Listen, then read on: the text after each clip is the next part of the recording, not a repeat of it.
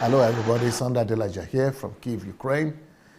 Welcome, everyone. I want to welcome you to this program. This is a new program we just started, and it's called The Nigerian Mindset. The Nigerian Mindset, and this is where I'm learning to understand Nigeria better and Nigerians better.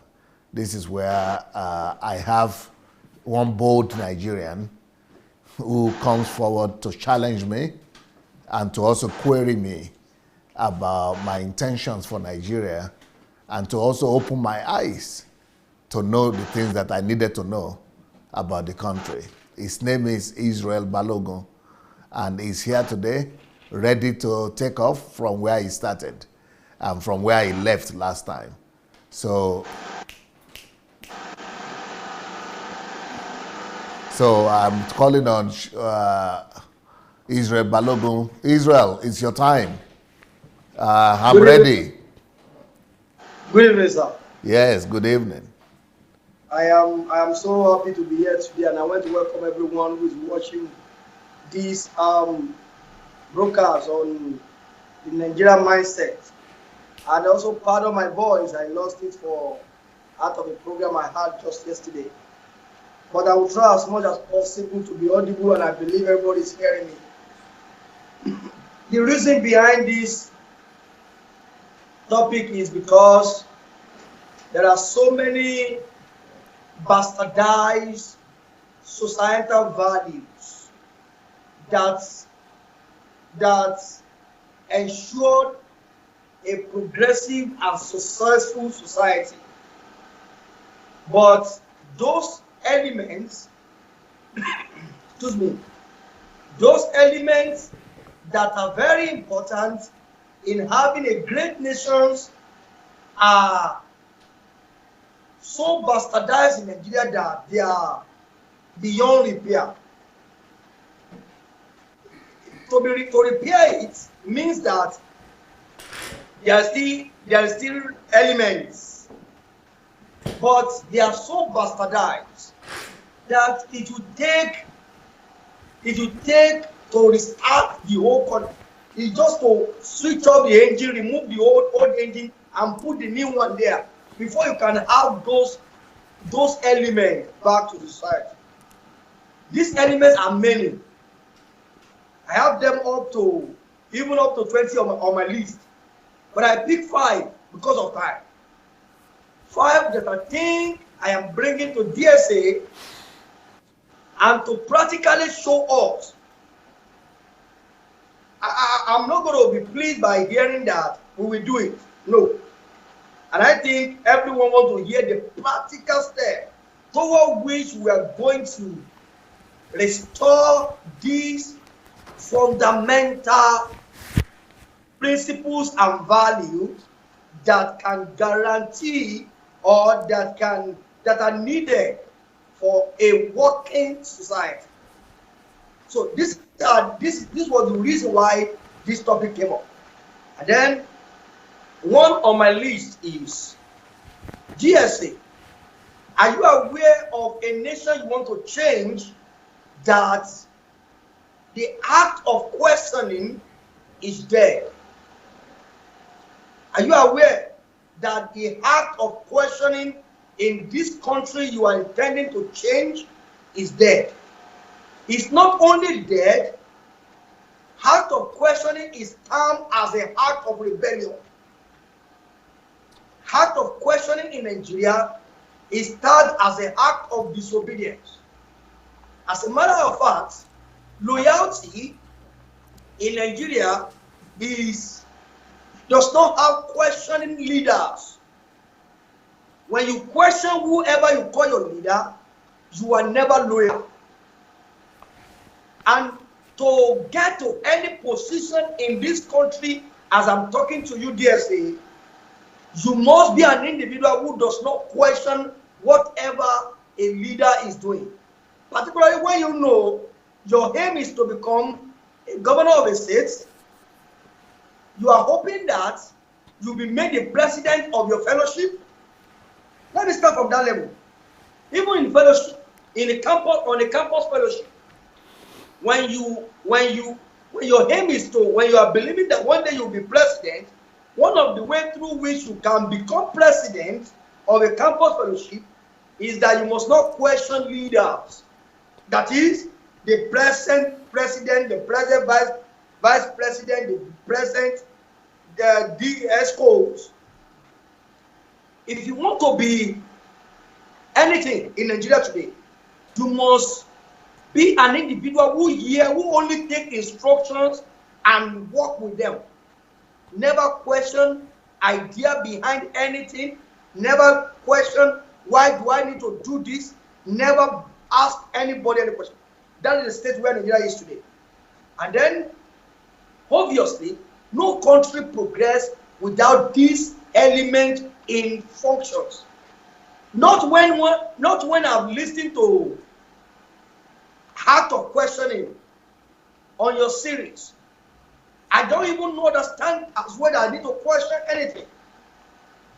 I think also that the best way to prove that you are submissive is when you hear your leader says you must follow. But when I heard about Act of Questioning, is when HMT. When I heard Act of Questioning, and I began to see, oh, this is not in our society. It was not there. Or, may I say, he had died a long time. We didn't meet it. And that is a danger. Nigeria is in danger because none of us question anything we don't ask questions. Yes, when you come to Nigeria, how do you intend to restore this value, this principle back to the society called Nigeria? Thank you very much. That's my first question. Wow, very, very, very, very good question. And I mean, very, very good point you have made. And this shows us why we are where we are right now. Number one, when a society doesn't question, that society is an illiterate society. One major sign of literacy is questioning. When you see people that cannot ask questions and don't ask questions, it shows that they are not civilized. And go to any country in the world, go to any culture in the world, it doesn't matter how much money they have. But if they don't question, if the society don't question, look at the Arab countries, they have similar culture. And no matter the amount of money they have, they still remain third world countries. Even in Dubai, even in Saudi Arabia, even in Kuwait, they have more money than Americans have per capita. But they are still a third world country, backward country. Backward people. Any culture that does not encourage questioning will always be backward. Any culture that disregards the art of questioning and makes it and institutes it as part of its culture that you should not question, that society will not just be backward, that society will be illiterate. So to shun and neglect questioning is to be illiterate, is to be backward, and is also to be uncivilized. Because all forms, any kind of invention that you want to think about is as a result of questioning. All inventions, as a matter of fact, are products of questioning. Either they are social inventions, scientific inventions, or societal inventions. Any society that neglects questioning dooms itself. And we also know that one of the institutions in the society that is propagating this philosophy that you are talking about now, apart from the culture, that you don't question your leaders, don't question your elders, don't question anything, is mainly the religious organizations, the religious institution. And that's why I wrote my new book, Damaged by Religion. Religion damages individual lives and religion damages societies. So we could see that for us to be able to reform this, we need to be able to challenge and reform religion as well. Religion is part of the damaging forces of our land. And that's why this book is one of the efforts that I've made to be able to address this issue and to be able to remove it from our society. We have to, first of all, start with the religious organizations and open the eyes of people to with the damage of religion, the damages of religion, and then there are some other concrete things that we will do. So how do I plan to reform this in Nigeria? Number one, by making myself accessible. I start with myself and I show as a leader, I want to show to the people, even though I'm not a political leader, but even the fact that I sit down and I ask people and I allow people to ask me any question that they want, day in, day out. People always come to me with questions. That is showing my own example. But even though I am showing that example, it doesn't mean that anybody is going to respect that or even notice it. And we have seen that that doesn't even mean, in fact, there are some people who are accusing me right now that you cannot question me, which is the direct opposite. But people don't study, people don't think. And when you hear that, somebody saying that, you don't even think that this man is always there answering our questions, and you say you can't question him. Anyway, but so I will start with myself. But apart from myself, I will try my best to suggest that the act of questionings that you listen to, that made you to be aware of this fact, that program is a whole program, is a university program, but that we will split it into groups, into levels. We will make sure that the part of that program goes for primary school, secondary school, university level. So we can lobby and fight and try to suggest to the government that they should introduce the art of questioning, critical thinking, and analytical thinking from primary school to university level, just like it is in the Western world, in our educational system. So that is a good point and a good way that one could introduce that in the society, apart from the church. Then another way we could try to bring that about is to use entertainment. Entertainment, film, and movie industry is another thing that could be used to introduce that culture of questioning to our society. So these are the ways that of course, apart from that, I plan to write at least 10 books on the topic of questioning or questions. There is, apart from the HMT, there is a book that will soon come out where I'm talking about questions, or asking questions is more important than food, children, family, and even faith in God. So there's going to be a book like that will shock people, and they'll begin to look into the art of questioning as something important for the society.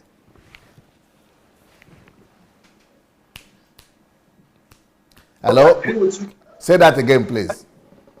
I thank you very much, dear. I said, this is fantastic. Can you hear me, sir? Yes. I said, I cannot but agree with you that those areas through which you intend to introduce this value and principle back to the society is a very valid, reliable method through which we can do it. I'm so glad that, and I know somebody is hearing this and they are believing that this is going to be achieved in our lifetime. My second question is this. Nigeria as a nation, as a result of the fact that we don't ask questions. Nigeria has what? Nigeria as a nation, because we don't ask questions, our consciousness is dead. We are not conscious of actions taken by leaders. Why we should demand, why we should stop them, why we should not accept it. Nigerians are dead consciously. They are not They are not proactive to anything. That is why anyone can tell them anything or do anything to them. They don't react because the consciousness about life is there in them, about society. Now, let me give you another example here. There is a statistic that shows that 5% of Nigerians actually think. Think. 5% of population of over 200 million thinks. 25% of them think that they think. I don't know if you get that. How many? 25% of them, they think that they think. 25. 25%. Okay. 25% think that they think. While 75% of the population does not think at all.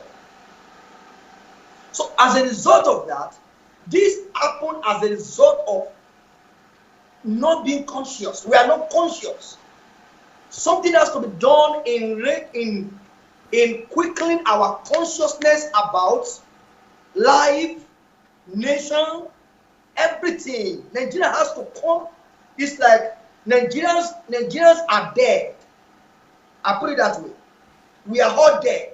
Somebody need to come and wake and sprinkle water on us to wake every one of us up from our unconscious mind. I don't know if you get my analysis. Yeah. This also is dangerous in any nation. In any nation where citizens are not conscious, anything can be done by anybody. Anyone can go scot-free by doing anything. In a nation where people are not conscious of what their constitution even says, people are not conscious of what the religion they practice means. People consciousness about what anybody says is not allowed. People are not informed. People are so much comfortable with it in as much it's not affecting them. The consciousness of the nation is there, totally there. And so, if DSA will come in Nigeria and cause any transformation, this is one of the dangers you are about to face. You are about to ask people who are not conscious to listen to you and to do what they are not willing to do. How do you intend to awake at least 70% of the people who are not thinking at all? What method do you intend to use in achieving this when you come to Nigeria? Thank you very much. I have a system, an elaborate system that I had some group of people who have built. And if you watch the last HMT, it was on systems. You will see how powerful systems are. So we have built a system that will allow us to re-educate all Nigerians. So I have a system in place that will allow us to take 200 million Nigerians through reorientation, a course of reorientation. And not on television, I'm talking individually, personally, one-on-one. And we have a system also that is built for making every Nigerian become literate, knowing how to read and write, by having personal encounter, not with me, but individual encounter with every one of at least 98% of them. It's going to be an elaborate, overwhelming, and comprehensive system that our country has never seen before. Even when we do census, we don't go as detailed as what we are planning to do. This system that I've built will also allow Nigerians for us to register every Nigerian and give them biometric registration. This system too will allow all Nigerians to have medical registration for medical insurance. And it will also allow us to educate every Nigerian that doesn't know how to read and write to begin to read and write. This system also will allow us to make every Nigerian understand and speak English. The reason why that is important is because if the Nigerian government or president or let's say president wants to speak right now, what the Nigerian president will speak is English. He said it's addressing the nation. Since I was a kid, all the time when Nigerian presidents want to address the country, they always speak English. I even went to the internet, to the YouTube, and I saw Abubakar Tafawa Balewa, who was our first prime minister. Even in the 50s, when he was campaigning, he was speaking English. Talk less of when he became the prime minister, he was speaking English. Our first president, Nnamdi Azikiwe, was speaking English. Our second president, Aguiyi-Ironsi, was speaking English to the whole nation.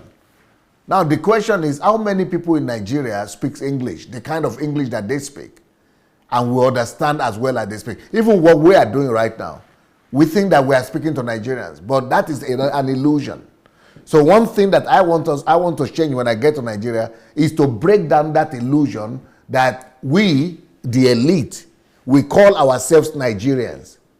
When you hear the word Nigerians, or when you even use the word Nigerians, who do you refer to? Normally, we all refer to the 20% that understands and speaks fluent English. Only 20% of our country understands and speaks good, correct English. Another 30% speaks, maybe another 20%, sorry, another 20% speaks pidgin. But this 20%, only 40 million people speak good English, are really educated in Nigeria, 40 million.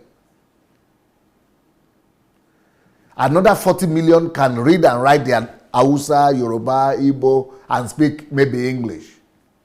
Another 40 million speak not English, but pidgin English or mixture of English. But another 5%, another 10%, they don't even speak English, but they speak they understand. But they just use their own local. So 50% of Nigeria is who is educated. Either they're local or something. But the rest, we have 100 million people in Nigeria right now who don't even know how to write, not just English, but their local languages. 100 million Nigerians, that's 50%. And when then we go on television, if you put on television in Nigeria now, everybody is speaking English, almost. If you put on Channel TV or AIT, NTA, everybody is speaking English. We assume that the whole Nigeria understands English. But really, we are only talking, the elite have isolated themselves from the general Nigerians. Even the election we are talking about, we just finished an election right now. Presidential election. Do you know how many Nigerians participated in that election? How many people Nigerians voted? Only 25%. For all the political parties, APC, PDP, all of them together, if you add the number of Nigerians who voted, they are only 25%. Because Buhari only got 15 million votes. How much is that? That is only 15 million votes is only it's less than 10%. Population of Nigeria is 200 million, and you got 15 million votes. That's 7%. 7%. So it is those kind of percentage. We say the Nigerians have voted for a president, and only 7% voted for him. In the whole exercise, for all the people who are elected, governors, everything put together, only 25% of Nigerians participated, or less. So 80% of Nigerians, they don't even know what people are talking about. And we say we are Nigerians, we are talking for them and on their behalf. our whole country is disenfranchised as a whole country itself. And by the time we elite talk among ourselves, we are behaving as if we are talking for all Nigerians, as if all Nigerians understand us. But there are some people who don't even know they are living in Nigeria, the country they are living in. They don't even know what Nigeria means. They don't exist. So we are just doing our own thing among ourselves, the elite, and we are thinking that we are talking about Nigeria. So I want to really make Nigeria come alive by God's grace. So that's why I built that system that I spoke to you about. And the question you ask is, how will we get Nigeria? The ones you are even talking about are the 20%. You are not even talking about all the rest, the 80% that are left, that are not even regarded as human beings. So I've gone beyond the question you ask to consider every other aspect, bringing Nigerians, all of them that have been forgotten, into the circle, into the discussion, and making them become human beings, recording them, giving them identity, getting their their biometric information, registering them for medical attention, making them to understand English and speak English. There is a system that we have built like this. It's going to cost a fortune of money, but we are working on that, and God is helping us with that money aspect. But the biggest aspect of change that we are going to have is the political awareness and the political changes that will be necessary for them to even allow me to do these things that I'm talking about. That is going to be my biggest challenge. The money aspect is not going to be a challenge to me. The strategy is not going to be a challenge. The vision is not going to be a challenge. Even the infrastructure will not be a big challenge. I mean, those things are all challenges, of course, but the biggest challenge will be, I hope God will give me favor with the political elite. These elite people that are controlling the country and are doing everything, running everything, their own way, making us to believe that Nigerians are the ones doing it. No, only the 20% that are talking among themselves who can speak English. Anybody that cannot speak English or that didn't go to school in Nigeria, even himself, he doesn't even count himself as a human being. He's ashamed. He's too ashamed to come forward on television to speak. He's too ashamed and embarrassed to come forward, not just on television to speak or to go and elect and get himself elected. They are too disenfranchised. They themselves even run away from the limelight. Nobody remembers them. People just passes them by. That is the country that I and you come from. So when we say, we are the superpower, we are Nigeria, we are the biggest country, every 5 African is a Nigerian, we just know that in our head. We just talk like that. But those people we are talking about that they are Nigerians, nobody knows them. They don't exist. Many of them don't even know their capital, their state capital, talk less of their nation capital. Whatever privilege you people are having as Nigerians, many of them have never tasted it. All these things you are complaining about, they don't even know them. So Nigeria needs a whole overhauling. And that's why I'm going there. My only regret is that God is making me to go to Nigeria when I'm already over 50. I would have liked to do this since when I was 40 or when I was 30. But at the same time, I have other advantages that I didn't have that time. Right now, I have more resources. I have more understanding. I have more wisdom. I'm better prepared. And what I'm coming with and the plans that I'm bringing, the biggest dreamer in Nigeria can never imagine it in his wildest dream. Whether he's president, present, past, or anybody, whether he's professor, educated, it will be in their widest imagination. They don't even know what we have thought about bringing. There's a sometimes when someone listens to you, one will feel as if, why can't this man just come tomorrow? Why can't God just go ahead and do something anyhow and bring this man? But when you look further, you will discover that what God is trying to do and how He's trying to make this thing to happen, the delay is necessary. We have seen some of the blessings that are attached to this delay, and one cannot but agree that thank God that this man is being delayed. If you had come ahead, something may not be known, one may not understand something. For this sake, I will go to the next questions on my list. You know, the delay also was necessary because the delay was necessary to change me and to introduce me to Nigeria and to change my mentality and to break me on my way to come into Nigeria.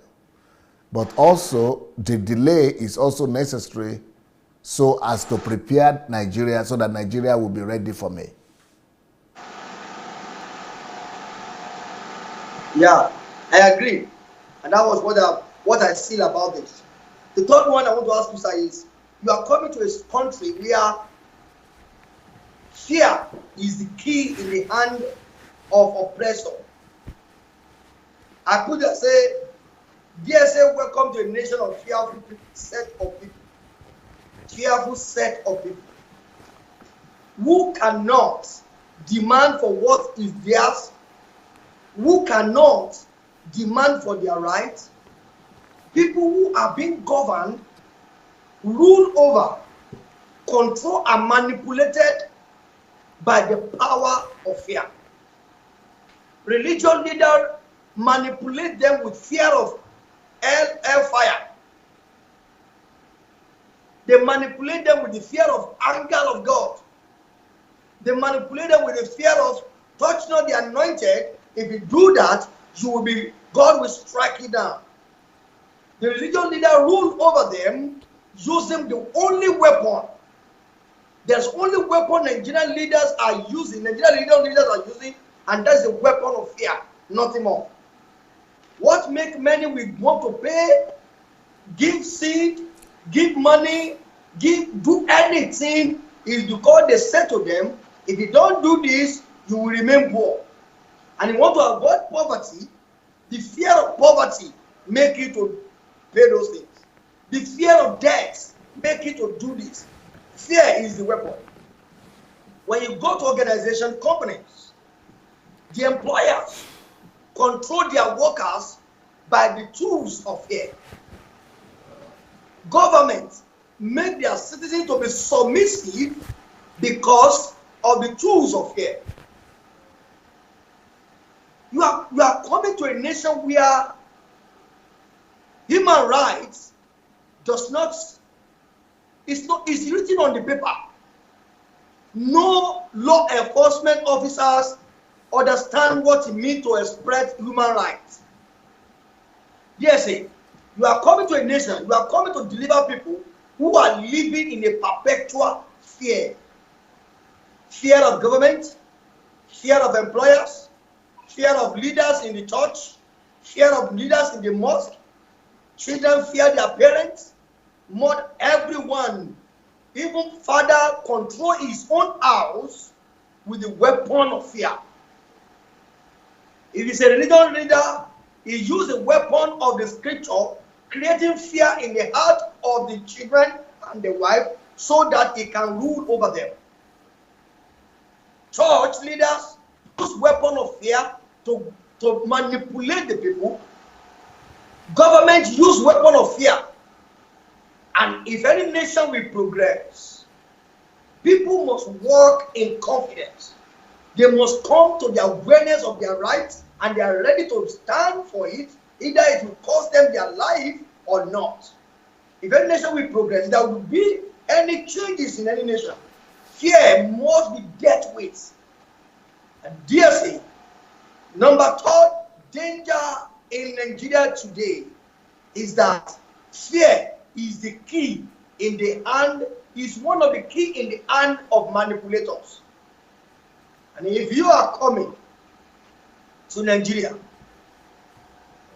how do you intend to strengthen boldness in the mind of these non-educated people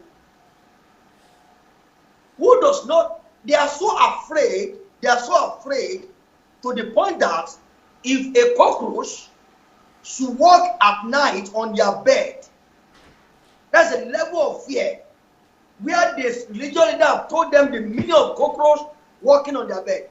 When they sleep at night and they see rats moving around the house, they are so afraid that they think is an attack. Fear everywhere, fear, and the fear has penetrated our system so much that we don't even know we are under fear anymore. I don't know whether you get me, sir. That act of fear has penetrated our system so much that nobody is aware that there's fear in me. We have come to a point where we think that is exactly the way we're supposed to reason. And if you want to change Nigeria, you have to deal with fear in the mind of the people, in the society, in the system itself. Subordinates obey the superior not because there is a rules and regulations, but because there's a fear that he may sack me if I do not succor or subject to his standard. If I refuse to play the game, I may lose the job. Fear everywhere. Everyone wants to keep silent, keep quiet because of fear of death. Yes. How do you wish? How are you going to deal with this danger in the life of the people in Nigeria? Starting from your primary, your own Jerusalem, which I call church. You are a nation reformer, but God has given you platform of church. You have done many things with church. How do you intend to deliver people from the perpetual fear? People have subjected themselves to the oppression of this world because of the fear that has governed and is ruling over them. What will you do to deal with this problem? Well, this question you have raised is so important that I'm afraid it might take more than a generation to change it.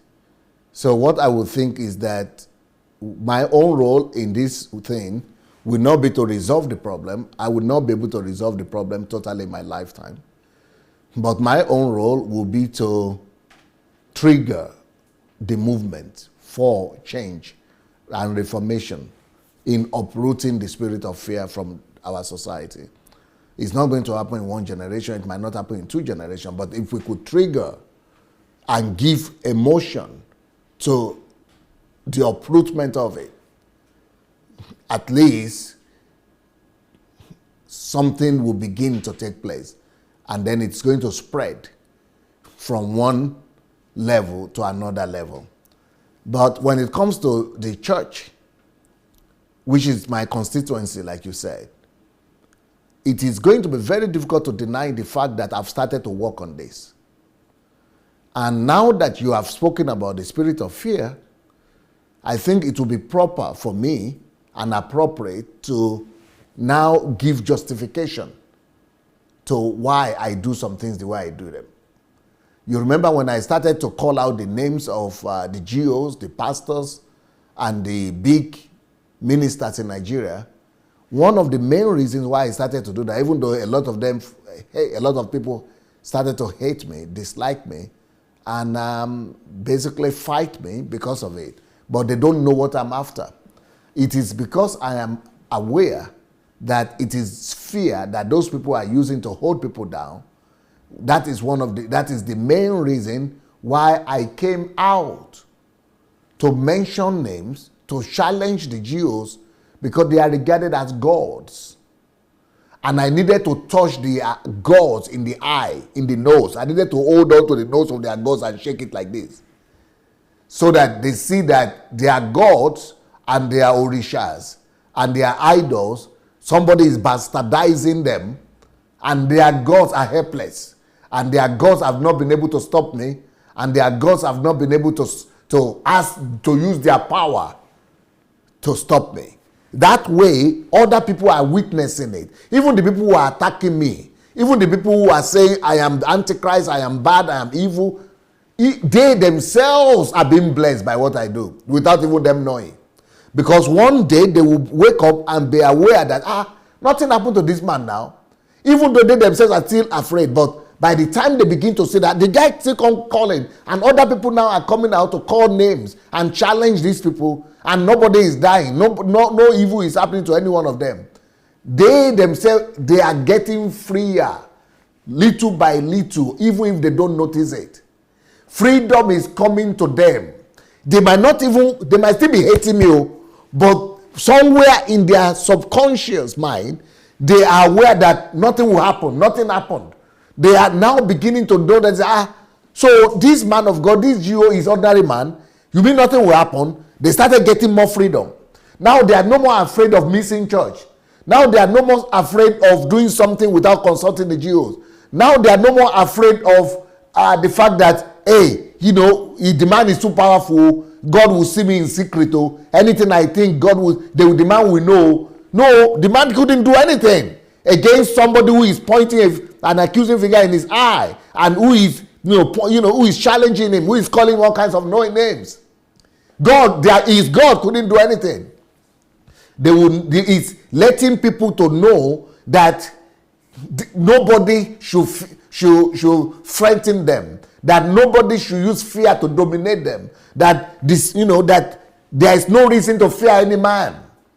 So I've already started this movement. Yes, I agree that it is not on ground in Nigeria yet. They might not know me yet, and it might not have been as effective and as impactful as it could be. But the people who it has touched, they know it has touched. It has touched them. There are a lot of people now who have the liberty and fear to speak. There are a lot of people now who don't even fear those men of God anymore because of what I started. Even the people who are against me now, who are accusing me, calling me names, they themselves couldn't even speak before God used me to set them free.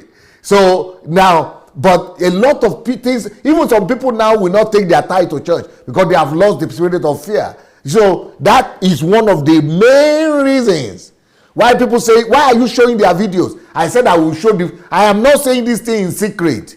Let them know that I am showing it openly. I am saying it to the whole wide world. Let them invoke their gods and their spirits. I am doing that intentionally to break the spirit of fear over the land. So that is the church one. But we will take it from the church and take it to all form of society as well. That is why all the people who are saying, they are taking your name, they are going to do witchcraft to kill you, they are sending green snake against me, and all those things. I laugh at all those things. Why? I'm also breaking the spirit of fear of witchcraft, of demons, of witches and wizards over people's lives. When they see the way I do it, I say I don't even pray about it. Then I tell them stories of how the white people humiliated the king of Benin and took Benin kingdom. I tell them the story of how the white people came and humiliated the Yorubas and the Igbos and occupied. I tell them stories and I laugh. Where are the power? Where is the witchcraft? All those my laughter, all those my jest, they have a purpose behind them. I am doing those things intentionally to plant the seed of freedom into the subconscious of everybody that will be lucky enough to come and listen. Sometimes I put the title, some very provoking titles, that, Adeboye is this, or Suleiman is this. I mean, not Suleiman, I don't even, that one is nothing. I'm talking about the ones that they really fear. You know, Adeboye is this, Oyedepo is this. I make those things intentional like that, so that people will know that, see, nothing has happened. There is no need to fear man when you can fear God. Need speed, Aragai. It's because we're on live show. Sorry, say that again. I didn't hear. DSA, I said it's because we're on live program. As we are talking, I feel like jumping up. But I consciously hold myself so that I will not obstruct the program. Because this, what he just said, it quickly dawned on me that what was happening 2-3 years ago, why was there nobody saying anything on Facebook? Why was there no people coming on Facebook and doing live program and talking about the ill practices of the church? Until this man started dealing and pointing hand into the eyes of the people we exalt as gods. It dawned on me the philosophy, the idea behind Mayowa's program. You get it now. That's why I'm not stopping her. Because I'm trying to let people know that if it had been me, they will say, oh, it's because he's also a pastor, he's anointed. That's why nothing happened. But Mayowa is there doing even worse that I'm doing, and nothing happened. And I'm not and I'm not stopping her, because it is necessary to break the jinx of fear over our people. I can tell you for sure, fear is being broken. Many people are now having the confidence. Many people are now asking questions. Many people are not demanding and not coming out and say. Even those who said they've gained their freedom in Christ, they did not have it until they have contact with you. Even people that said now they've gained their freedom in Christ, they are not for DSA, they are not for this, they are not for whoever, and they are still doing video against you. They didn't have the same voice until they come to hear that there is no God in any man. This is wonderful. I just something which I wanted to quickly ask. Okay, I said many with voice today, and I have also seen that, and I want to say this, DSA. There are a set of people on your platform who are planning something now. And one of the things they are planning is they are buying a projector, generator, and then we were taking it to marketplaces to play these videos of yours to people while they are sitting down at the front of their house at night.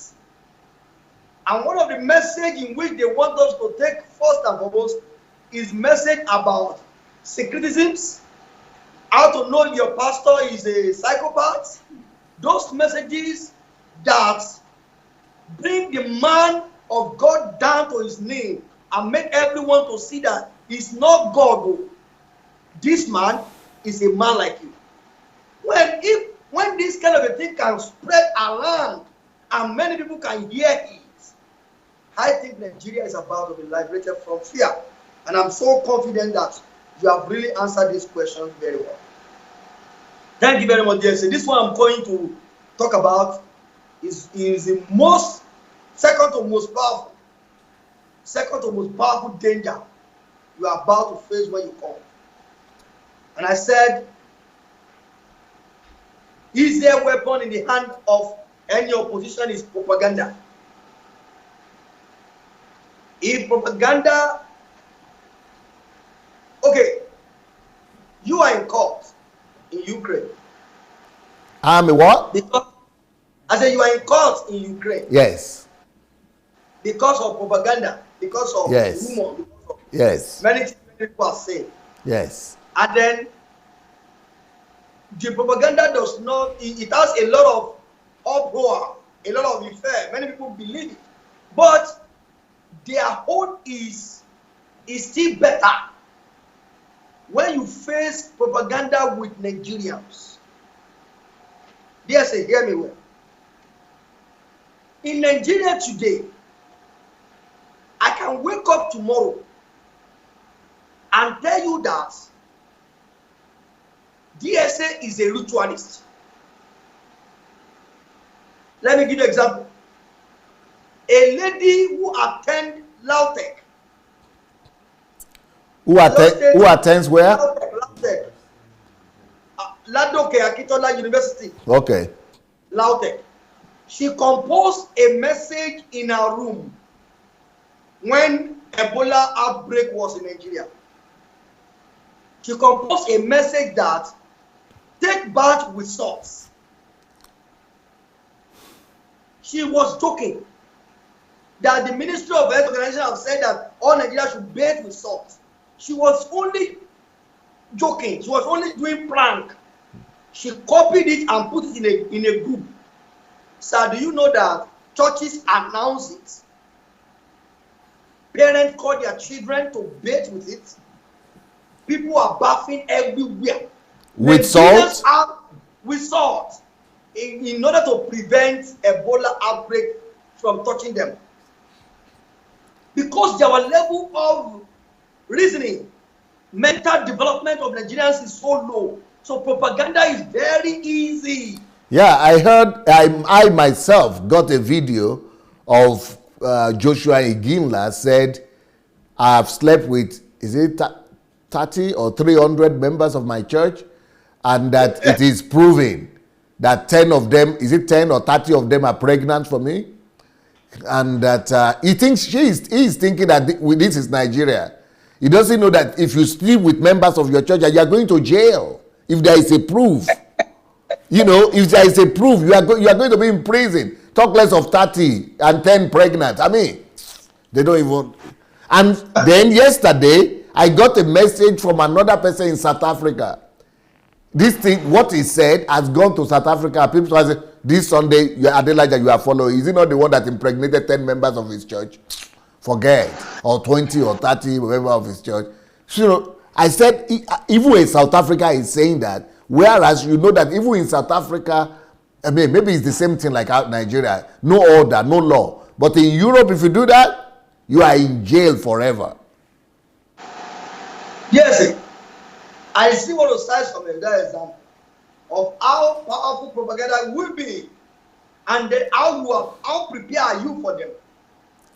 Well, how prepared you? And then let me say something. When Dangote wanted to break into the market, bringing his own noodles, of course, there's no proof that he's the one that did it. But this is what happened. Suddenly there was a news flying around that Indomie kills. And everybody just stopped buying Indomie. The next day. Indomie kills? Indomie is a noodle. Noodles. Why do you call Indomie? The name is Indomie. Oh, okay. The name of Dangote's noodles? Not Dangote. That very product, the name is Indomie. A company. A company, they produce a noodles called Indomie. Oh, okay. So because Dangote is bringing his own products, so they sponsor a rumor that Indomie kills. Everybody stopped buying it, so that before you know it, that product came into the market and they moved to it. Maybe they spread rumors that noodles kill. Not noodles. Indomie particularly as a product. Okay. It was the product that was trending then.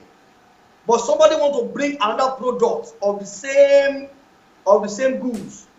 So they needed to give rumor so that people will stop taking that one for them to bring in their own product. Okay. So when they gave the rumor, Nigerians believe it. They believe it so much that they are calling to warn people not to buy. I'm just giving examples. Yeah, I already started experiencing that because I know that people, apart from people saying that, people already started spreading all kind of anti-propaganda against me. People have said I'm no more a pastor in Ukraine, that they have kicked me away from my church. I said, but who even believes that? It's so easy to cross-check. Just look at the video and see me in church preach. Or go to the YouTube. Or go to Facebook. Or go to the website. You see who is the senior pastor of the Embassy of God Church. So, but people even don't care to ask or to do research. People just believe it. Then all these women and women affairs, all kind of stories, and some people believe it. And then also, I don't know, they said I'm coming to Nigeria to start my own church. Even though I've spoken about it, but people don't believe it. Some people say I'm doing everything I'm doing because I want to discredit other churches so that I will have many people come to my church when I come. All kind of news I've been hearing, and I think you are right. It will get worse when I get to Nigeria. But I'm not so particular about the lies and propaganda. As deadly as propaganda is, one thing I know is that there is nothing people can do against the truth. But for the truth. Because the truth, eventually, even if you kill it 1,000 times, will resurrect. And if we cut a truth into 10,000 pieces, each one of the 10,000 pieces will keep on shouting, the truth is here, I'm the truth, or we are the truth. Or. So you can suppress the truth. You can bury the truth, but that too will resurrect. You can suppress it, it will wake up. You can kill it, it will come up again.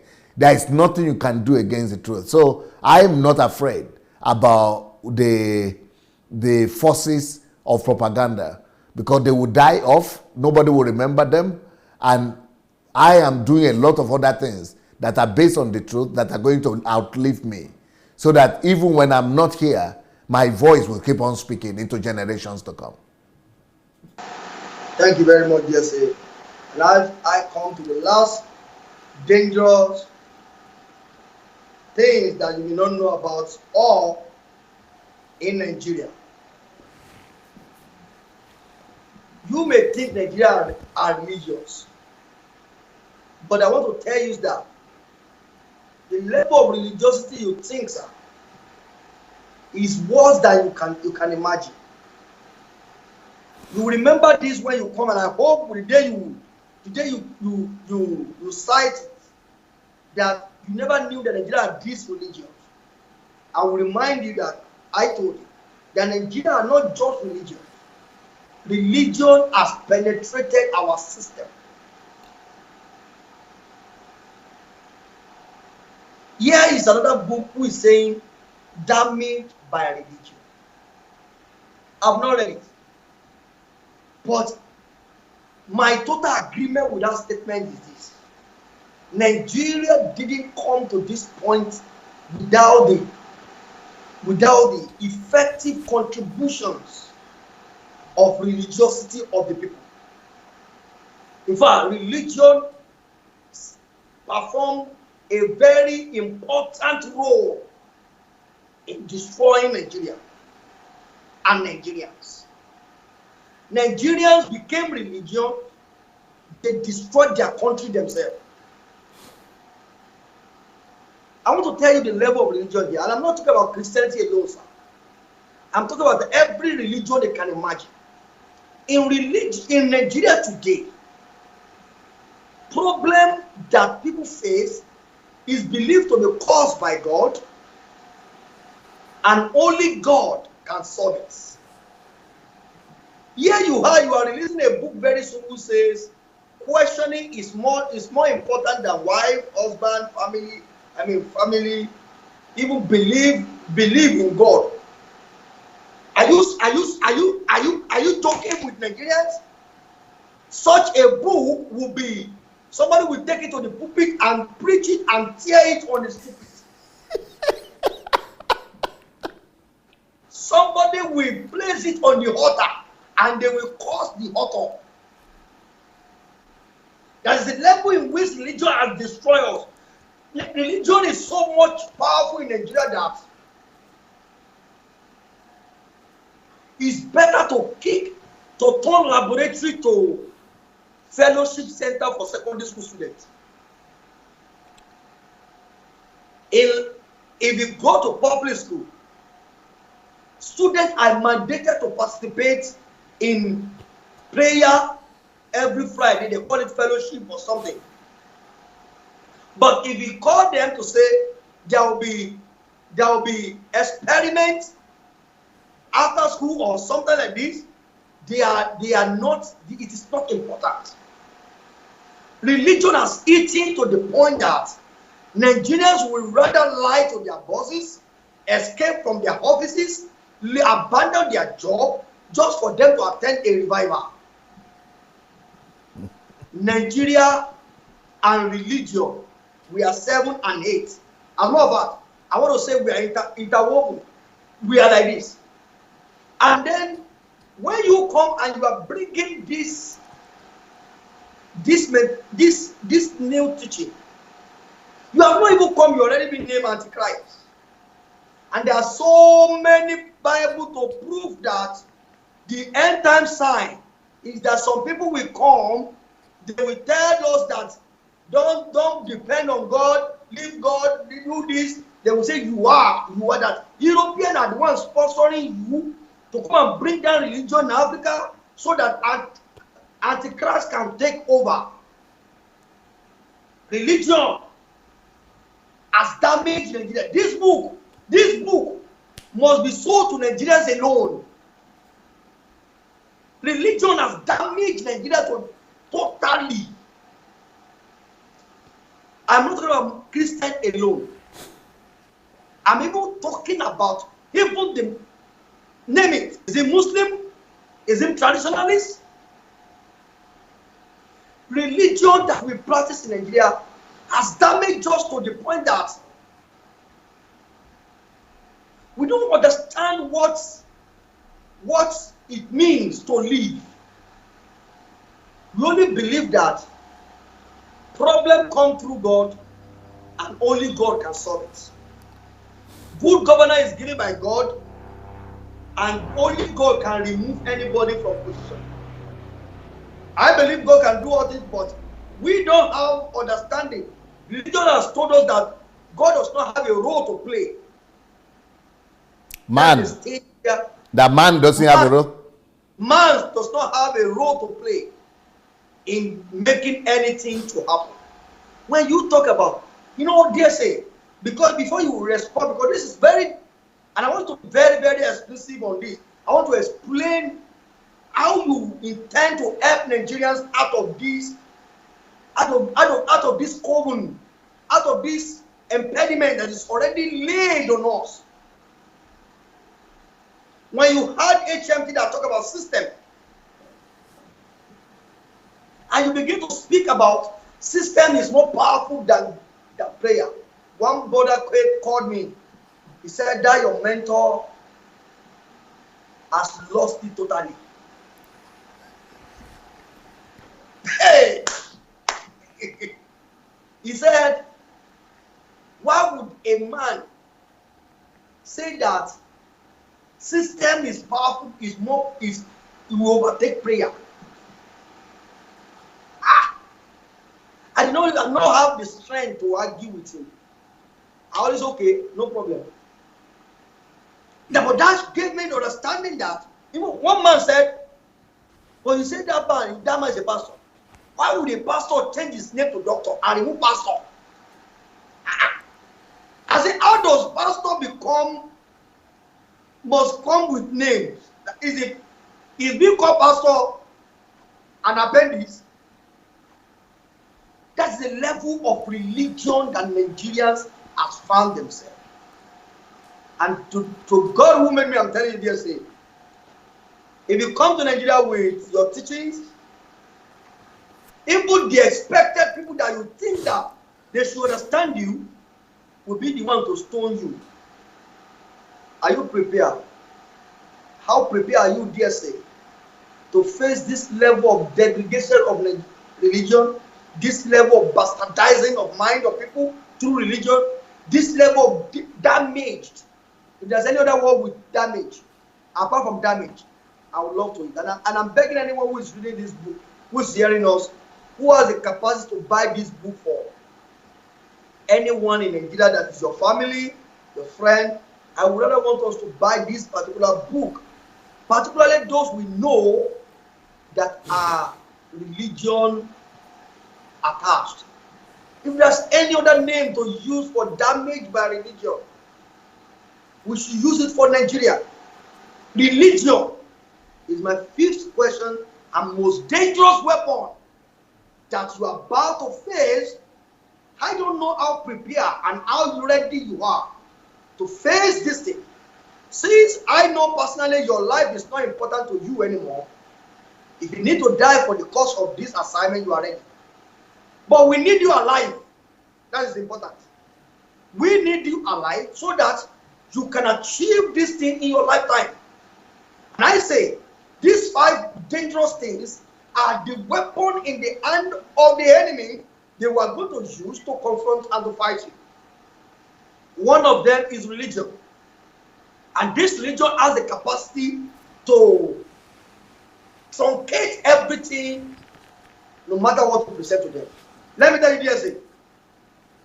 Even at bringing the opportunity for people to live a life, when they begin to preach a message painting you as antichrist, showing people that you are the one devil is raising to bring down the Christianity or to bring down church in Nigeria, they begin to paint it with religion teachings and they make it look like antichrist. People you are sent to deliver will run away from you. Because many of us many people are believing that one day one person will rise and begin to give us a mark of CCCs. That is why I say this 5th most dangerous weapon. I'll prepare you, and how do you intend to handle it? Thank you. Good questions.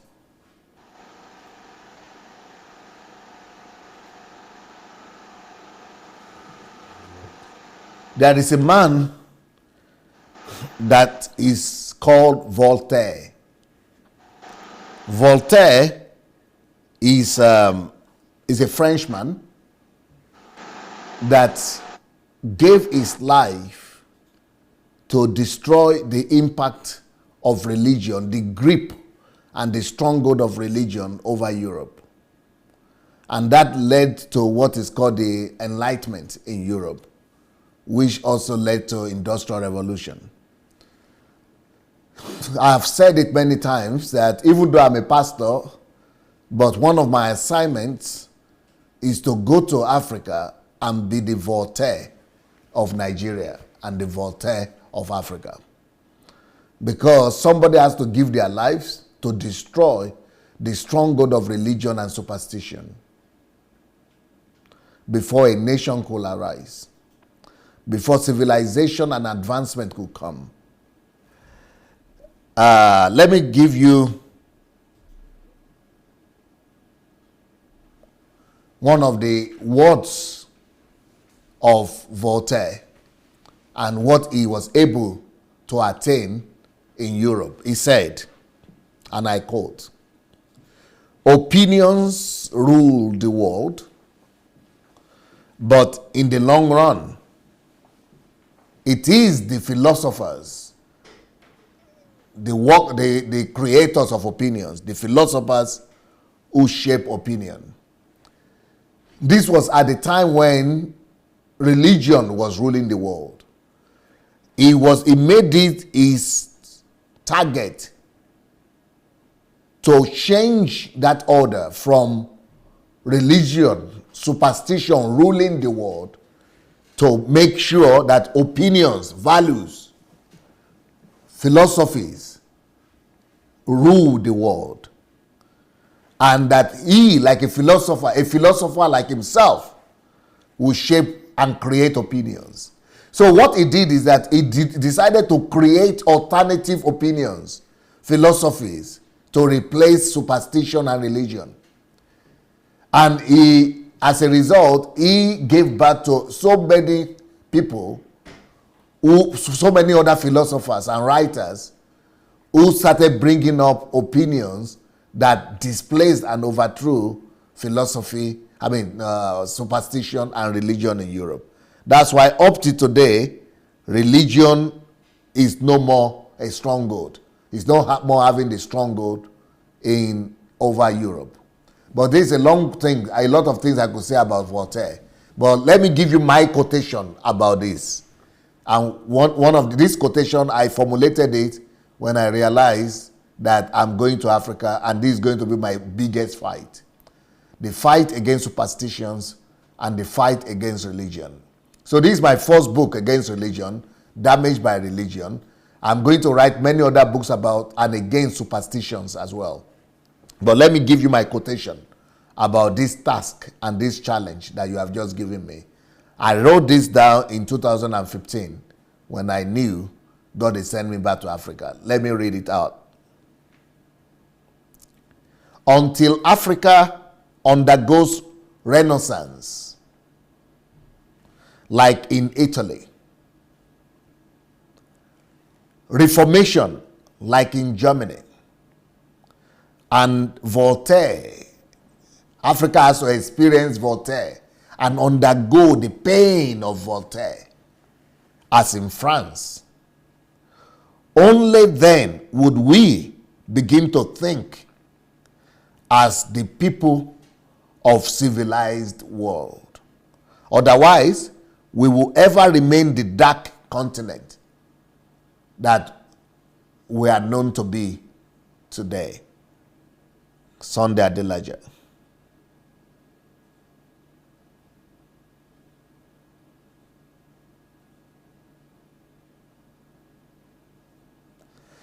I have another quotation that is very similar to this.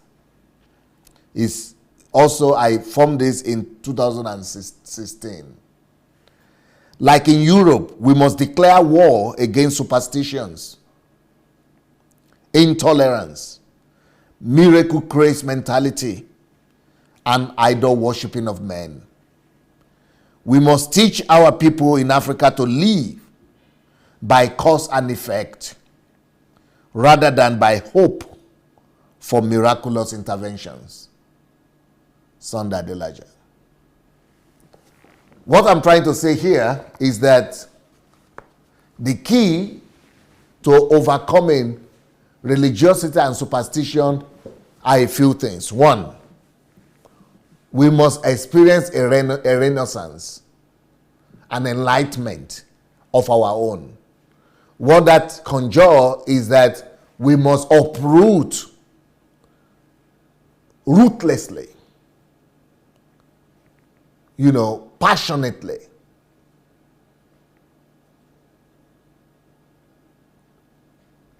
the beliefs in superstitions. That is one of the most difficult things that anybody could ever do. China tried to do it quick, because they wanted to they realized that once the superstition is dethroned, they will never move forward. They call it cultural revolution in China.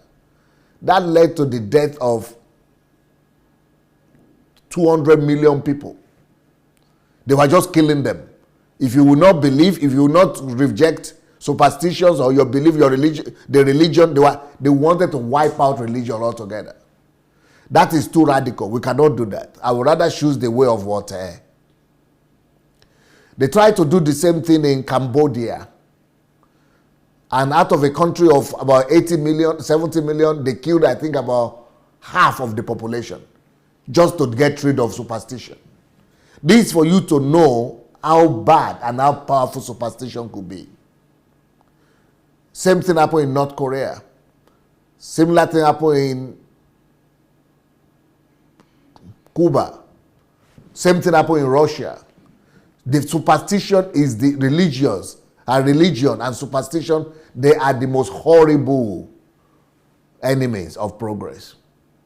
So these people are just killing them, uprooting them. But we cannot afford to do that. Thank God we are not communists and we are not revolutionaries. And that's why I'm against revolution in Nigeria. I would rather go through the way of enlightenment, Renaissance, Voltaire, Reformation than revolution. Reformation of the mind. So what are the strategies? First, of course, I'm going to keep on writing books that will educate the masses. Secondly, we are going to turn these books to radio presentations, movies, film, television programs. Next, we are going to teach our country to reason according to the principles of scientific methods. We are going to introduce scientific methods as the logical way to problem solving and to providing solution to life issues rather than superstitious approach. So we have to consciously as a nation introduce scientific methods to solve problem solving rather than seeking the faces of gods. Another principle we have to bring in to help us uproot religion, the damaging effects of religion and superstition is we've got to introduce into our educational system the principles of cause and effect. That life is run and governed not by the deities and the spirits that have been, but by cause and effect. Cause and effect must be understood by all men, especially those who say they went to school. As a matter of fact, even if you are a professor and you don't understand cause and effect, you are not yet educated. We must introduce another definition of education to our climb, to our society. And we must let our people know that to read and write is not the definition of education. That is the definition of education that was given to us by Great Britain. But in Great Britain, the definition of education is different than what it is in Africa. Definition of education in Africa is the ability to read and write, whereas in Great Britain and in Europe, the definition of education are two ways. One, critical thinking, ability to question everything. That is when you are educated. And that is the primary thing that educational systems and schools and secondary and primary schools teach in the UK and all over Europe. They teach you the ability to question everything from kindergarten to primary to secondary to university to technical colleges. Everything is based on questioning. They didn't give us that when they came to Africa. That is why when British people came to Africa to teach us about education, the only form of schools they established in Africa and Nigeria in particular were grammar schools. Grammar schools. But in Great Britain itself, grammar schools are very few. And grammar schools are not the basis of their education. Grammar schools is the focus of grammar schools is to teach you to read and write and to talk, to be able to present logical arguments. That's what grammar school is about. For you to be able to speak good English or to be able to speak and write. Grammar schools. Because they needed you as colonized subject to be able to communicate with your colonial masters. That's why they established grammar schools. They needed you to understand the grammar they speak to you and to be able to communicate. Then all other things, they just give you the basis for them. But up to today, even our rulers don't know that's what grammar schools mean. And all our educational system is based on grammar schools. So there are no technical schools because of that. There are no philosophical schools. There are no schools that are based on questioning and critical thinking, and which is the 80% of all schools in the UK are the ones that are based on questioning and critical thinking. We don't have those. See why we are still backward. Secondly, the second thing that education is defined by in Europe, in UK, and in all over the world, number one is critical thinking. Is what your ability to question stuff is what shows that you are educated. So you could be a professor and not be educated. But your ability to question makes us to know that you are educated. That's one criteria of education and being educated. The second criteria of being educated is that your reasoning,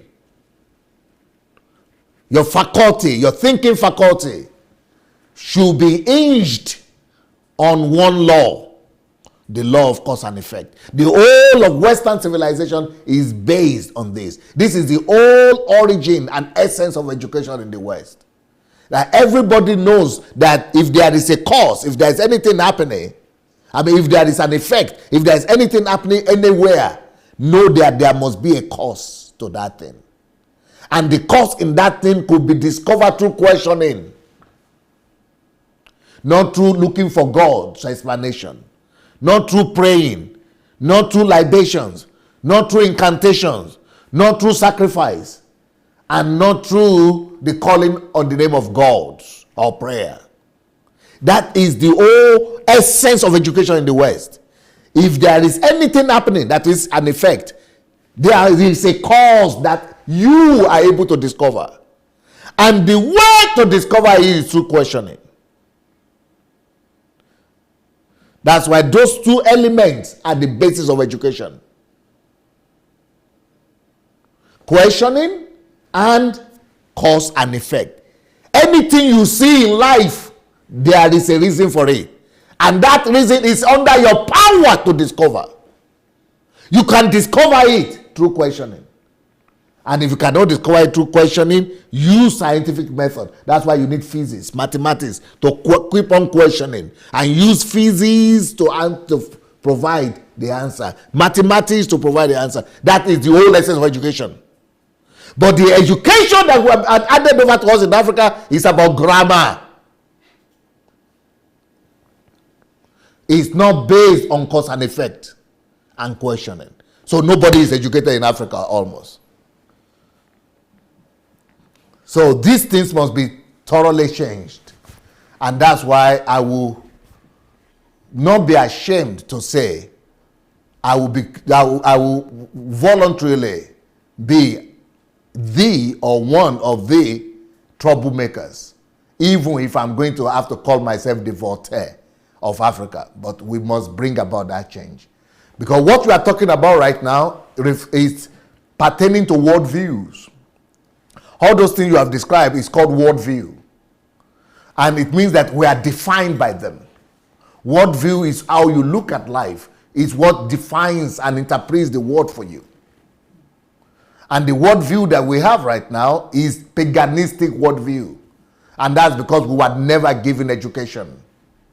And paganistic worldview says that everything that happens has an explanation. And the explanation to everything that happens are the gods. Either the gods have been offended or the gods need to be appeased. Either we have violated God's laws or we have not prayed to God enough. That is paganistic worldview. And that's what you are trying to say. And that worldview fits into our African traditional religion worldview, which is paganism anyway. So, but for us to be educated means, because Europe used to think like this too. The whole world used to be paganistic worldview until Judeo-Christian value system replaced it. Worldview replaced it. So right now, so what is it that they used to replace it in Europe? It was education that is based on the question on cause and effect and critical thinking. That is what will replace the paganistic worldview and make us to be civilized, to experience renaissance, development, and and to become a people that are not just thinking, but are providing answers to every life situation. Yes, what can I say? What can I say? How can I thank you for this enlightenment? I don't know how else I can thank you. And whoever is not, anyone who is not seeing God through this must be having problems somewhere. Must definitely be having problems. Thank you very much, sir. I am most delighted to hear you attending to these questions and giving a cogent, practicable answers to them. Thank you very much. And on this note, I want to call on everyone who is watching this show. If you have anything to say, you want to call in. I don't know if the calling is allowed today. Yes.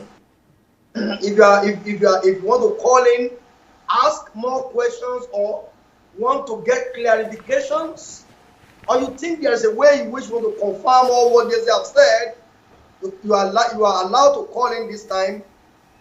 And also, I would love to say that we should try and share this video, particularly the way DSA attend to the last questions, taking us through the Europe we see today that we are queuing to go to their country. Nigerians, we pray and fast. Pastor, we anoint people just to go and queue for visa. But when they ask them to do what those countries that are great do, that they are queuing to get their visa, what they ask them to do, what they are doing, they will say is antichrist. I don't understand. People will be anointed. People will have program. They will title it, "My Visa Must Come Out." They will gather people to pray for them for visa. And then just for you to go to a country where critical thinking, questioning is the fundamental principle of their education. If you bring the same thing to them here in Nigeria, they will say, no, you cannot question, you cannot do that. I'm over by faith definition in Nigeria is you must suspend your thinking faculty and believe in God alone. Forget about, don't think of anything. Just live. God will show. Yes, thank you. God will bless you for this generation, and this what God has sent you to do in Nigeria, you will achieve it in your lifetime. Thank you very much. And I call everyone who want to call into this program. You can call in now, and then we can express our hope also. May God bless you, DSA. Thank you very much. Namaya. Thank you, sir. Okay, do we have a caller? Hello? Can you hear me?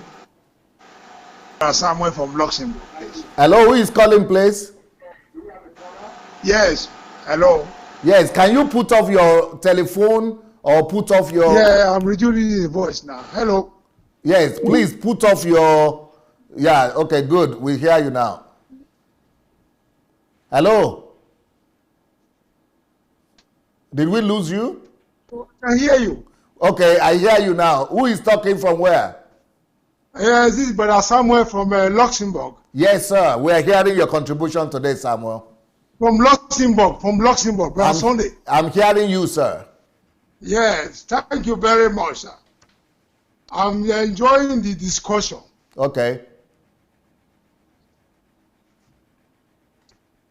Okay. Keep on talking, sir. Okay. I'm hearing your discussion with Brother Israel Balogun. Yes. And actually, I will say, I want to first of all thank you for all your answers. And I can see that you are really prepared for this job. And that the Lord is with you. That's what I can see in general. Amen. And when God is with somebody, the first thing God does is to remove fear from the heart of the person. Yeah. For many years in my life, the way the Lord has prepared me is that, first of all, He has to break fear away from my life. There is no geo, there's nobody I cannot question. Yes. And it started like this. I used to be troubled by witches and wizards and evil. So I had to go into myself in prayer to know that the power of Jesus was greater than the power of evil. Yes. When that was settled in my life, every human being that exists in this world become nothing to me. Yes.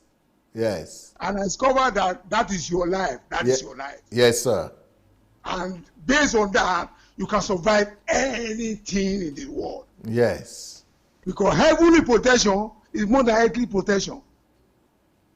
And heavenly protection is what you need. Yeah. And you have it. Yeah. And once you have it, you can break through anywhere. Because those people you are going to meet in Nigeria don't have the protection that you have. They have human protection, but you have heavenly protection. And because you have heavenly protection, whatever you are going to achieve based on who has sent you, Jesus Christ the Master, will be achievable. Amen. The Bible says the earth is of the Lord, and the fullness thereof, and all they that dwell therein. He founded it. Ojetikpo did not found it. Adeboye did not found it. And none of them founded it. It is the Lord that founded it.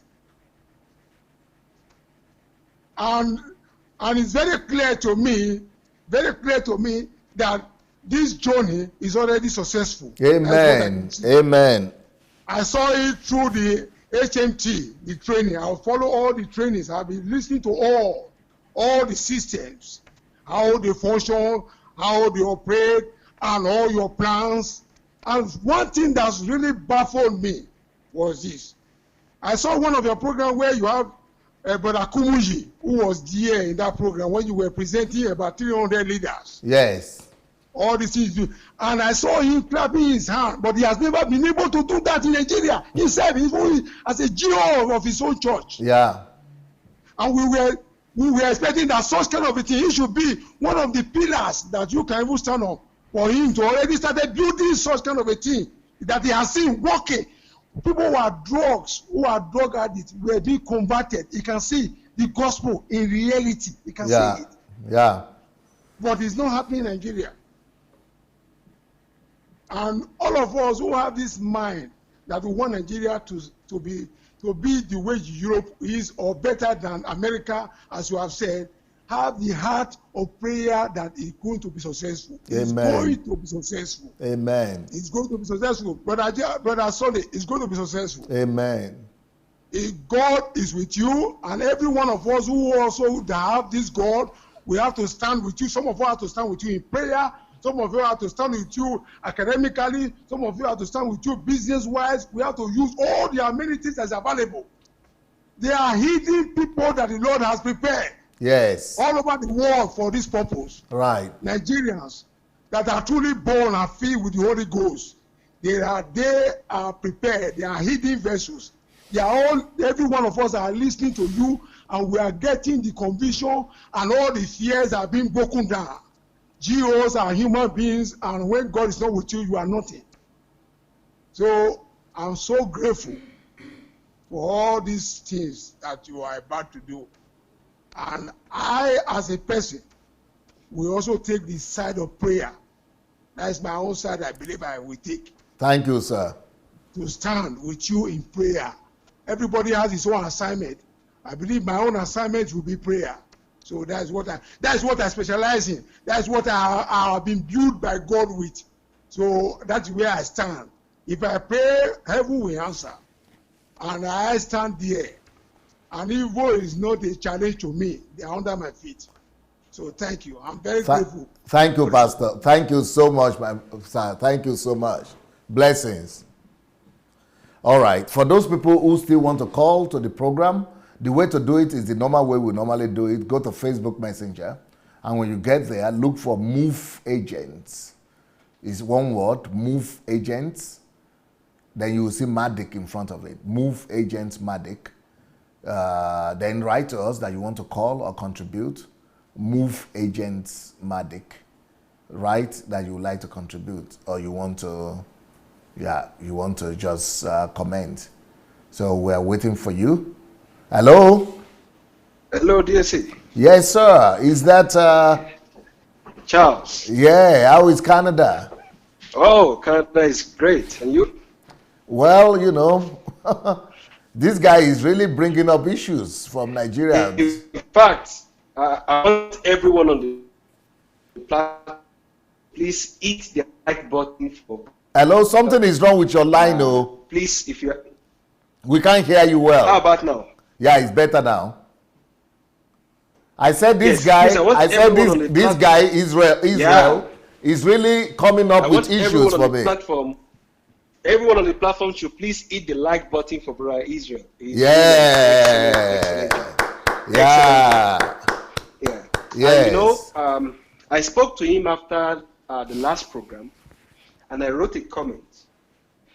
I can ask the same question that he's asking you, but the way he's constructing his question, I can't do that. Wow. Because the way he constructs his question brings out the real intent, the way a Nigerian is looking at it. Are you serious? And that I give him credit for that. Seriously. So that's the way a proper Nigerian would look at. A proper Nigerian will pose this question that even you can understand. Yes. And I think he's doing an excellent job. I don't think there's anybody. I've not seen himself and Tope. You know Tope that used to come to visit you. He's the other person too that can frame question, that can scatter the ground. Wow. All right. So to my contribution today, I want to say to you, DSA, and I want to say to everyone listening on the platform that praying and doors of favor cannot take you to speak at the U.S. Senate. You must have demonstrated competence and certain level of intelligence. Yeah. For you to be afforded that opportunity. Yes, sir. And I understand vividly. I've always known it, but today is also a proof why you've been there. Not just because that you know what to say, but you know what to say that addresses the real issue. And I think that is something that we must always remember when we are talking about DSA. So when we look at Nigeria, and what really struck me is the use of religion as a weapon against you. I've always been thinking about this.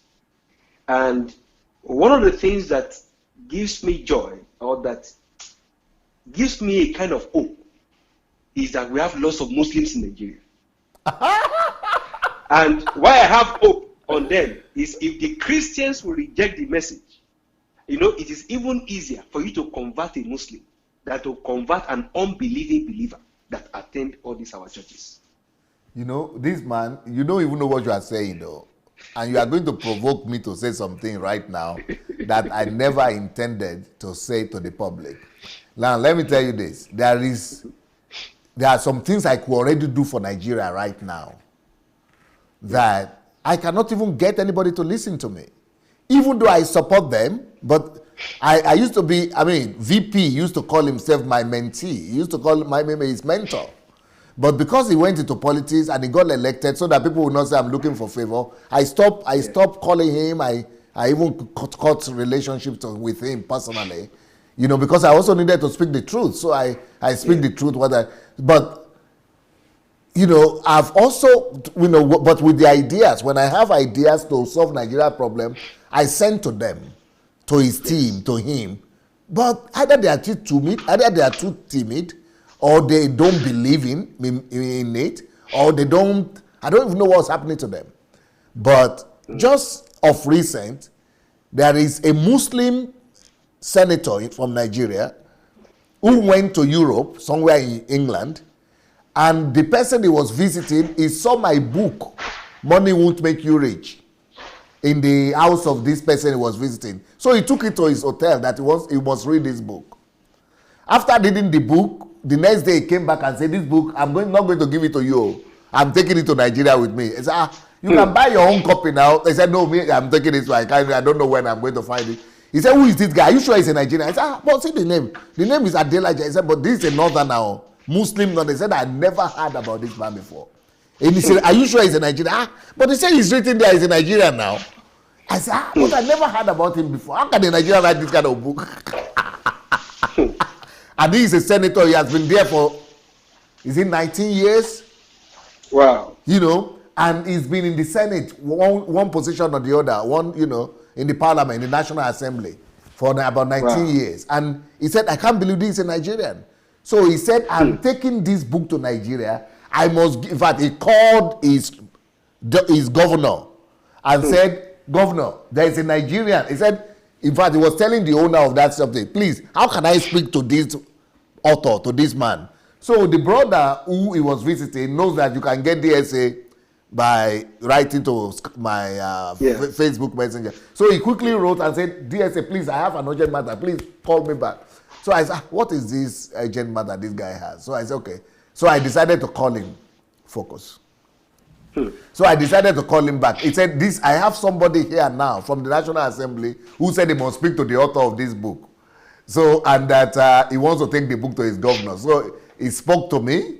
I spoke to the man. Wow. But at the time I finished speaking to the man, to cut the long story short, the project that I've been trying to get the Christians, all the Christians that I knew that are in government, I tried to get them to do it, to take it to the government to do it. All of them just, either they just disappeared. This man took it upon himself to do this project for Nigeria, to take it and convey it to the government. And to cut the long story short, he is coming already to visit me next month with a team of other senators and other government officials already at his own expense to come to Ukraine to see him. A Muslim, strong Muslim. That is hope for Nigeria. Well, to me, they are so what you are saying, I say, either you are in the spirit or you know something. And I know there is no way you will know this thing because there is nobody beyond this house that knows it. I can say this publicly. It's only 2 times I've spoken to you privately. So there is no time I don't have time to be calling you up and down. I take the lesson, I run with it.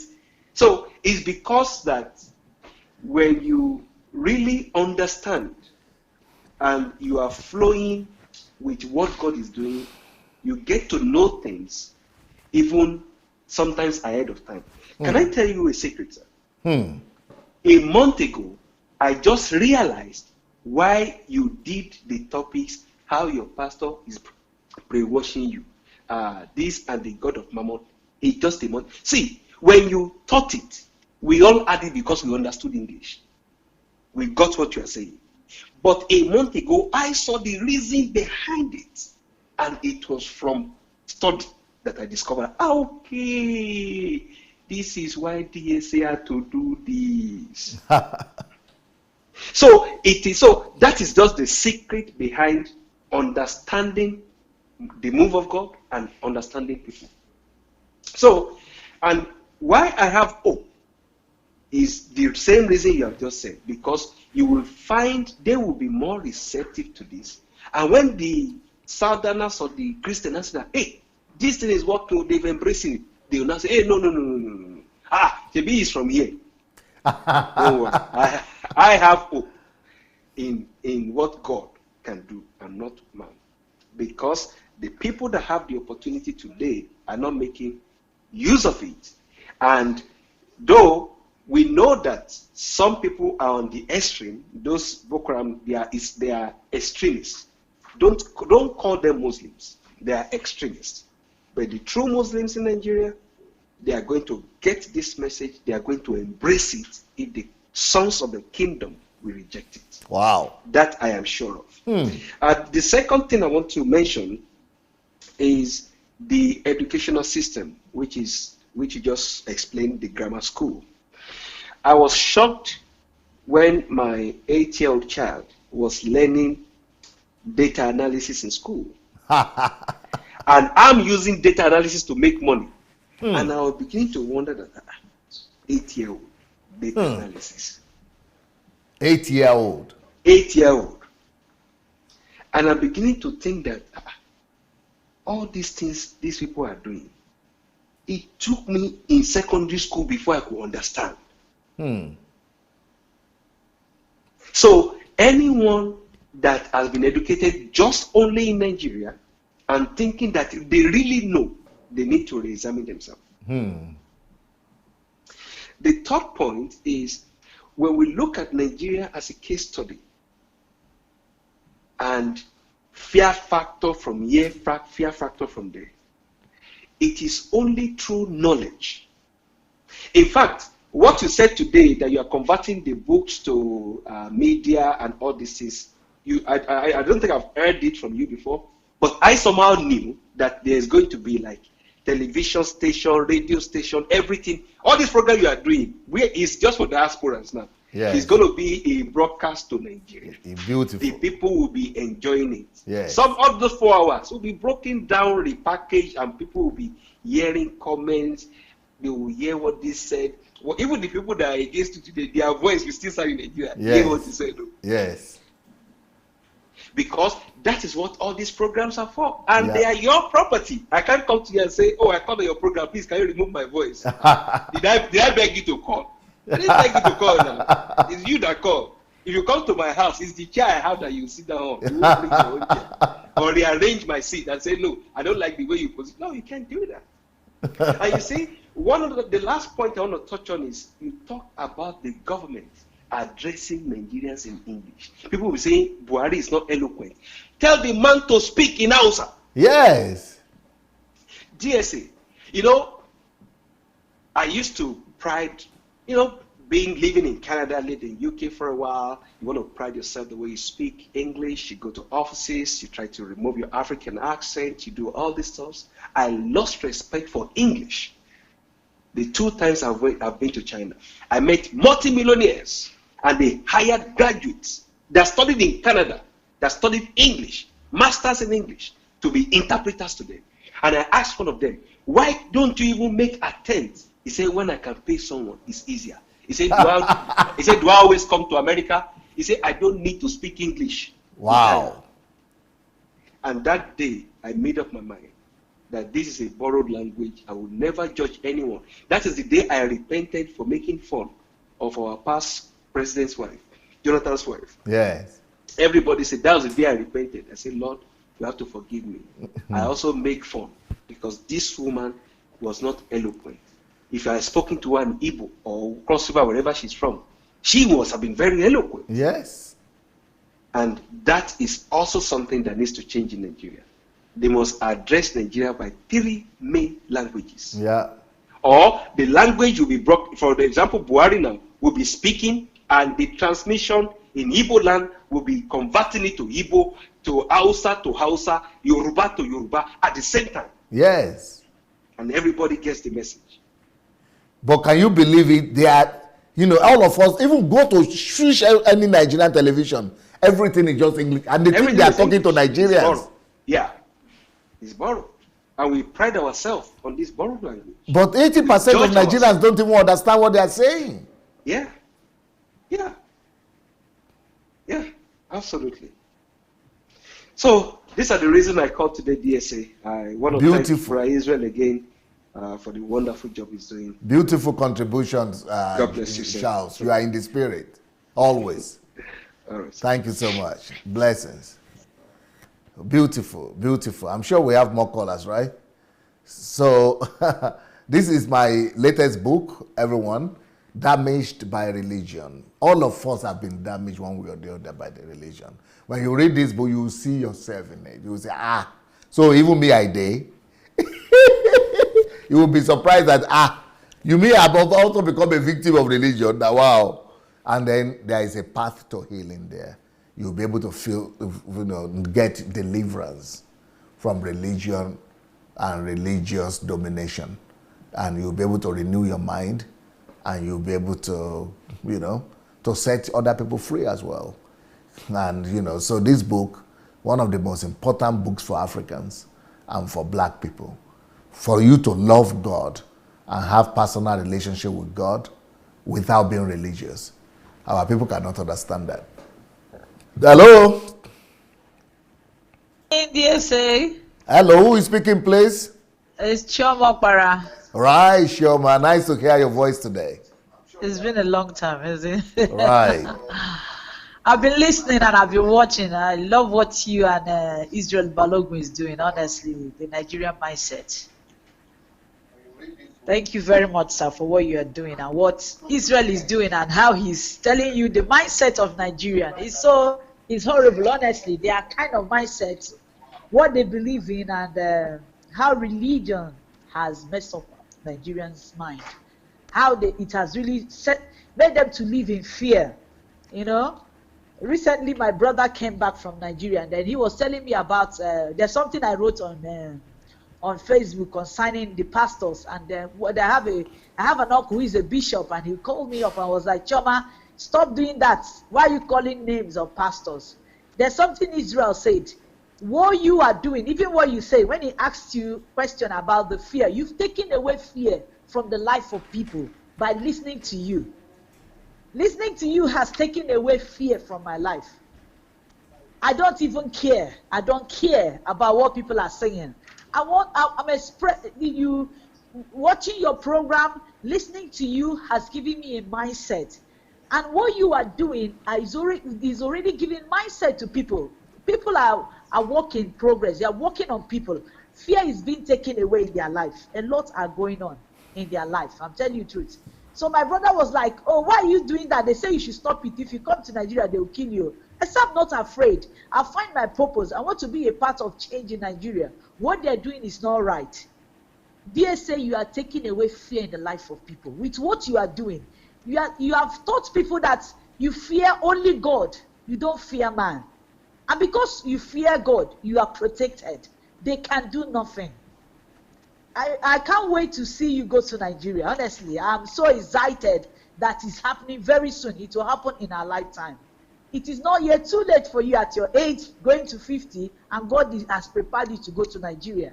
There's going to be a great change. I am so expectant because I know every day I keep dreaming it. Every day I keep seeing a transformed Nigeria. Yes, it might take some time. Like the last caller talked about the Muslim man you said that read your book and called in. It's great thing that the Muslims are really understanding this thing. They are really catching it up. You know, I was looking at the system in UK, how the Muslims have come together to understand the system and building their children more than the Christians in UK. The Christians, mostly the African Christians, they are doing nothing. They are not playing any communal spirit. They are not working in love, encouraging or building each other. But the Muslims are doing that. The Muslims are catching it up. I'm telling you the truth. Let me say the project you are doing starts from the north, the fire will catch up from other places. I believe you should start it from the north. They need it and they understand. They are crying for it. Everybody in Nigeria is crying for change. They are really crying for change. A change is coming. And I can see it happening in Nigeria. I can see God using you mightily to do great things in Nigeria. Yes, there will be challenge, but there will gonna be a change. Nigeria will change. I can't wait. I am so expectant. I am so expectant. My spirit is so excited to see this happen in my lifetime. Thank you so much, DSA, for what you are doing. Shioma Okpara, thank you so much. You are one of the remnant Igbos on this platform. Thank you so much. Thank you, man. So much. Blessings. Thank you, sir. God bless. All right. So that is the book, like I was talking about, Redamaged by Religion. We are all in need of this book. We have all been damaged one way or the other. There's another book that I also recommend for everybody that is watching this program, the Nigerian Mindset. The book is called You Are Born to Make Your Nation Great. And this is not just about Nigeria. This is about any country. You are born to make your nation great. And if you have not read this book, you need to get it. Hello? Yeah, dear sir. Yes, sir. Who is calling from where? Yeah, thank you. My name is Peter Jason Lover. I spoke with you before. Yes, Brother Peter. Well done, sir. I really appreciate what you are doing. Firstly, I want to appreciate God that is giving you the boldness, the courage, and the unwillingness to do this. I can see the energy you are putting in and everything, and you are really changing life. I'm just calling, to encourage you more to keep doing it because I am part of the victim. People that you are changing their life. Wow. I was once having a wrong mindset, and because I started listening to you, before nobody can tell me anything about all this kind of thing. I will not even listen because I've listened to so many messages and my brain, everything was set to go certain direction. Huh. So when I started listening to you, and that was about 2 or 3 years ago, I was in Maryland, I discovered you. And I started about 3 years ago, and I started listening to you. Speak louder, sir. So I started listening to you about 3 years ago. Yes. So I discovered that the way you were doing this, you were very, like you were not really preaching like a pastor, like prayer, all these things that we're used to, prophesying and stuff like that. But you were teaching. So I started listening to you, following you. Then one day, my company, we had a system, and I sent that, and I introduced that system to you. And your response was, you said, no, you don't do anything. You don't raise money. You don't do anything that, you don't collect offering on this platform. You don't collect tithe. You don't do none of that. You say anything monetarily, it's not that you don't do it. And since then, I was like, you don't understand what we're talking about. I keep following you, and I discovered gradually, I was being changed towards what you were teaching. And I was like, all other pastors, they talk about money, different things, but you never talk about money. And you are investing a lot of time, quality time. You were teaching very massive teaching, and people's lives are being changed. And you come to this platform at least minimum of like 2 times in a day, continuously every day. That is a lot of work, a lot of energy. So that is why I'm just calling to let you know that you are doing a lot of things. And just last week, I got into argument with another prophet, one of these big prophets on Facebook. And we were talking, and I said, I was trying to challenge him. Why are you guys blocking me from sharing a Sunday Adelaide or something like that? And something just lead to one of that. I just mentioned about you. And he said, I should just forget it. We had this argument before, this and that. And he said something that this other man just answered the question. Immediately today, when I saw you, I said, you know what? I'm going to ask Sunday Adelaide this question. Because I was going to ask Pastor Bami Shayin. But I saw you on today. I said, I'm going to ask you directly this question. And the question was, he was talking about your church. That the only reason why you're on social media today is because they have taken away your church from you. That you don't have access to that church again. I said, DSA have 100% access to that church. Because I've seen you inside that church more than, 20 times. Again, preaching and talking. He said, no, that you just go there to do certain things, that you don't have the full control, that they have taken it over from you. I said, I don't believe it. We got into that argument again, and we couldn't resolve it. But I keep saying that, I said, DSA, I said, this man doesn't have nothing to lose. First of all, he's not looking for our money. It's not as if like he's teaching us because he's brainwashing us to get money from people. No. I said, what does he have to lose? He's not lying. So I just want to encourage you to keep doing what you are doing. I was building up a church in Nigeria, and I stopped everything. Thank you, sir. Because I said, you know what, I have to get to know much about Sunday Adelaide. And I started buying your books because I knew I was doing it in a very, very wrong mindset. I was going to have that church because I wanted to enrich my pockets. No, not only to enrich, but I have a calling. But I was thinking, okay, that is the best way for me to get rich again. But when I started listening to you, I knew I was going in a very, very, very wrong way. If I really want to serve God, if I really want to do it the right way, then I need to stop everything and begin to acquire new knowledge. And that was what I did. So thank you very much. God will help you. Thank you, Pastor May Peter. God see you through, and we are supporting you. Thank you, very sir. much. Thank you. Blessings. Okay, that's Pastor Peter, I think from Scotland or so, he said. We're still having other callers coming in. I think we have so many callers today. So we're going to try to get as many people as possible. So a request to all of you to be short and to be snappy and precise when you speak. So let's try to do that. Let's try to be snappy and precise as we speak. I think everybody is praising Israel, and I think it deserves it because, and I think this our program, the Nigerian Mindset, is going to be one of the most popular programs these days. Hello? Hello. Yes, sir. Who is calling from where? This is Prince calling from Romania. All right, Prince. How are you doing today? I'm fine, sir. Okay, we're here. We are hearing you. Yeah, I want to contribute. I was just listening how you were talking about the educational situation of Nigeria. Yes. And how they came the English they came and they brought a lot of grammar schools. Yes, sir. Well, I want to say that it was not only in Nigeria, because even in my own country, Cameroon, it's the same situation. Wow. And when I went to in my school, when I finished my primary school, I was the only person who passed the technical exam to go to technical school, but I refused. So, but when I traveled and came to Europe, I discovered that I just wasted 7 years of my life going to a grammar school because I could not do anything. And I discovered that every person that came from grammar schools, they cannot do anything. We are just useless. You are just useless. But you can talk. You can't do anything. The only thing you can do is not talk now. It's only talk. It's only talk. You can talk, and they don't need those type of things in Europe. Then I saw that all the Europeans are very good with handwork. With handwork, everybody can do something with their hands.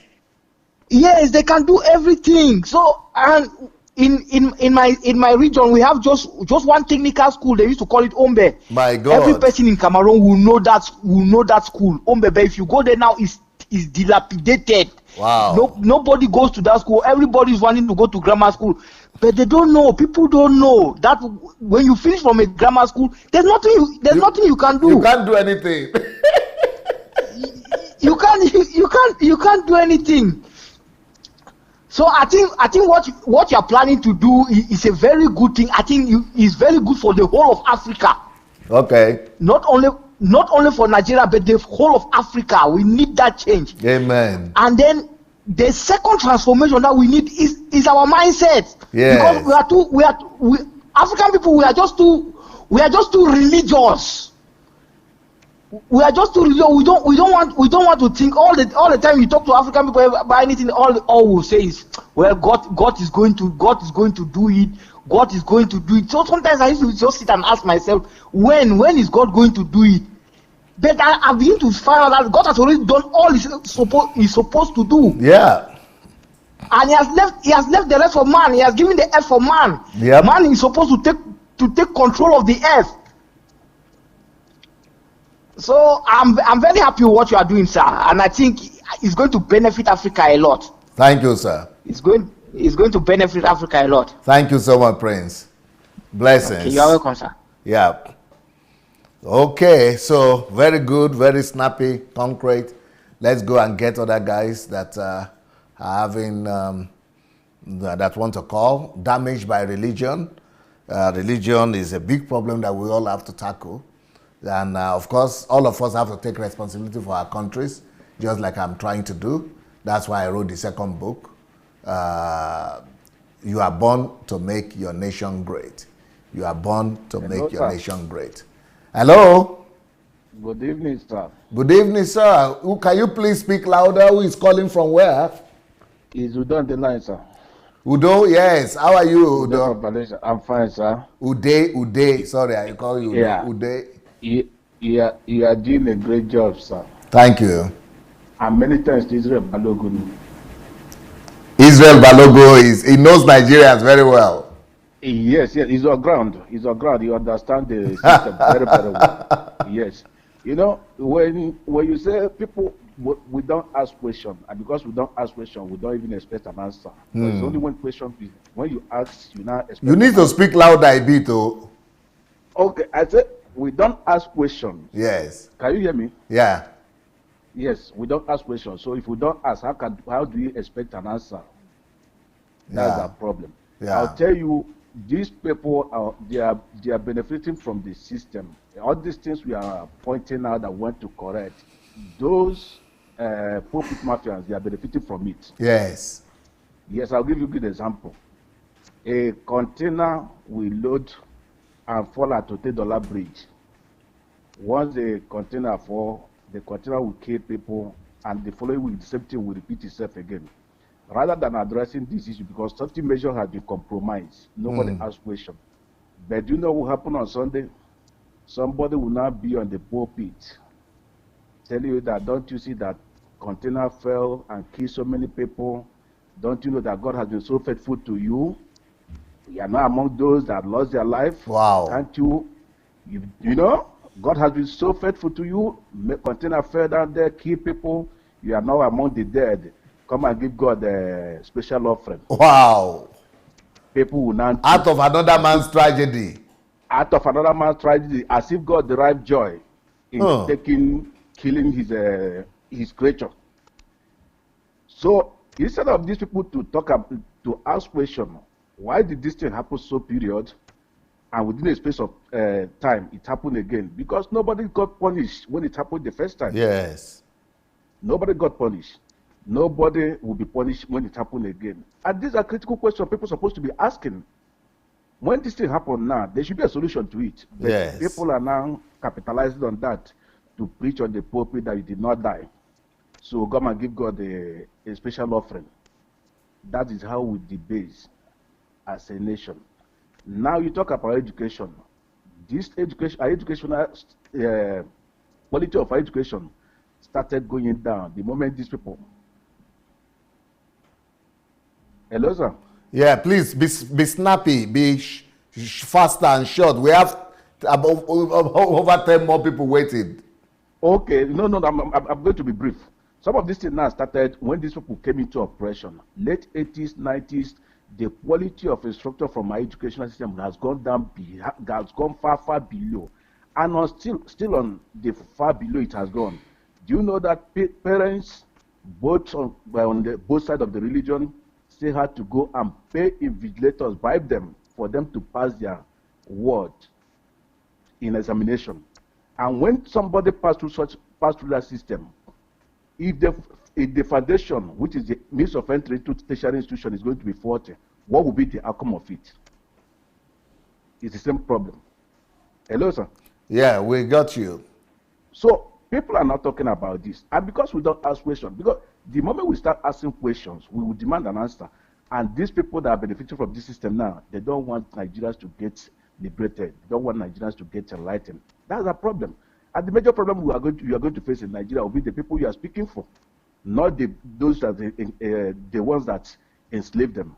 It's the same people you are fighting. The people that you have their interests at heart will be the one that will come against you. Yeah, it's unfortunate, sir. Yeah. Thank you for the work you are doing, sir. Thank you, Ude. Thank you so much. All right, we have several other people waiting. Let's try to get as many people as we can. So the Nigerian mindset is a wonderful. I hope we will be able to come up several more time with Israel. This is a very, very touching program right there. So we will see if he has. I don't know if he has many more thoughts and ideas that he will be bringing out to ask or challenge me with. So we'll hear more from him, I hope. But there is an announcement that from day after tomorrow, I'm not going to be having messages coming on every day myself. We are going to be having the program this time, but we are going to be having a whole month dedicated to DSA's birthday. So from the 1st of May to my birthday to the 28th of May, there are going to be, a birthday special,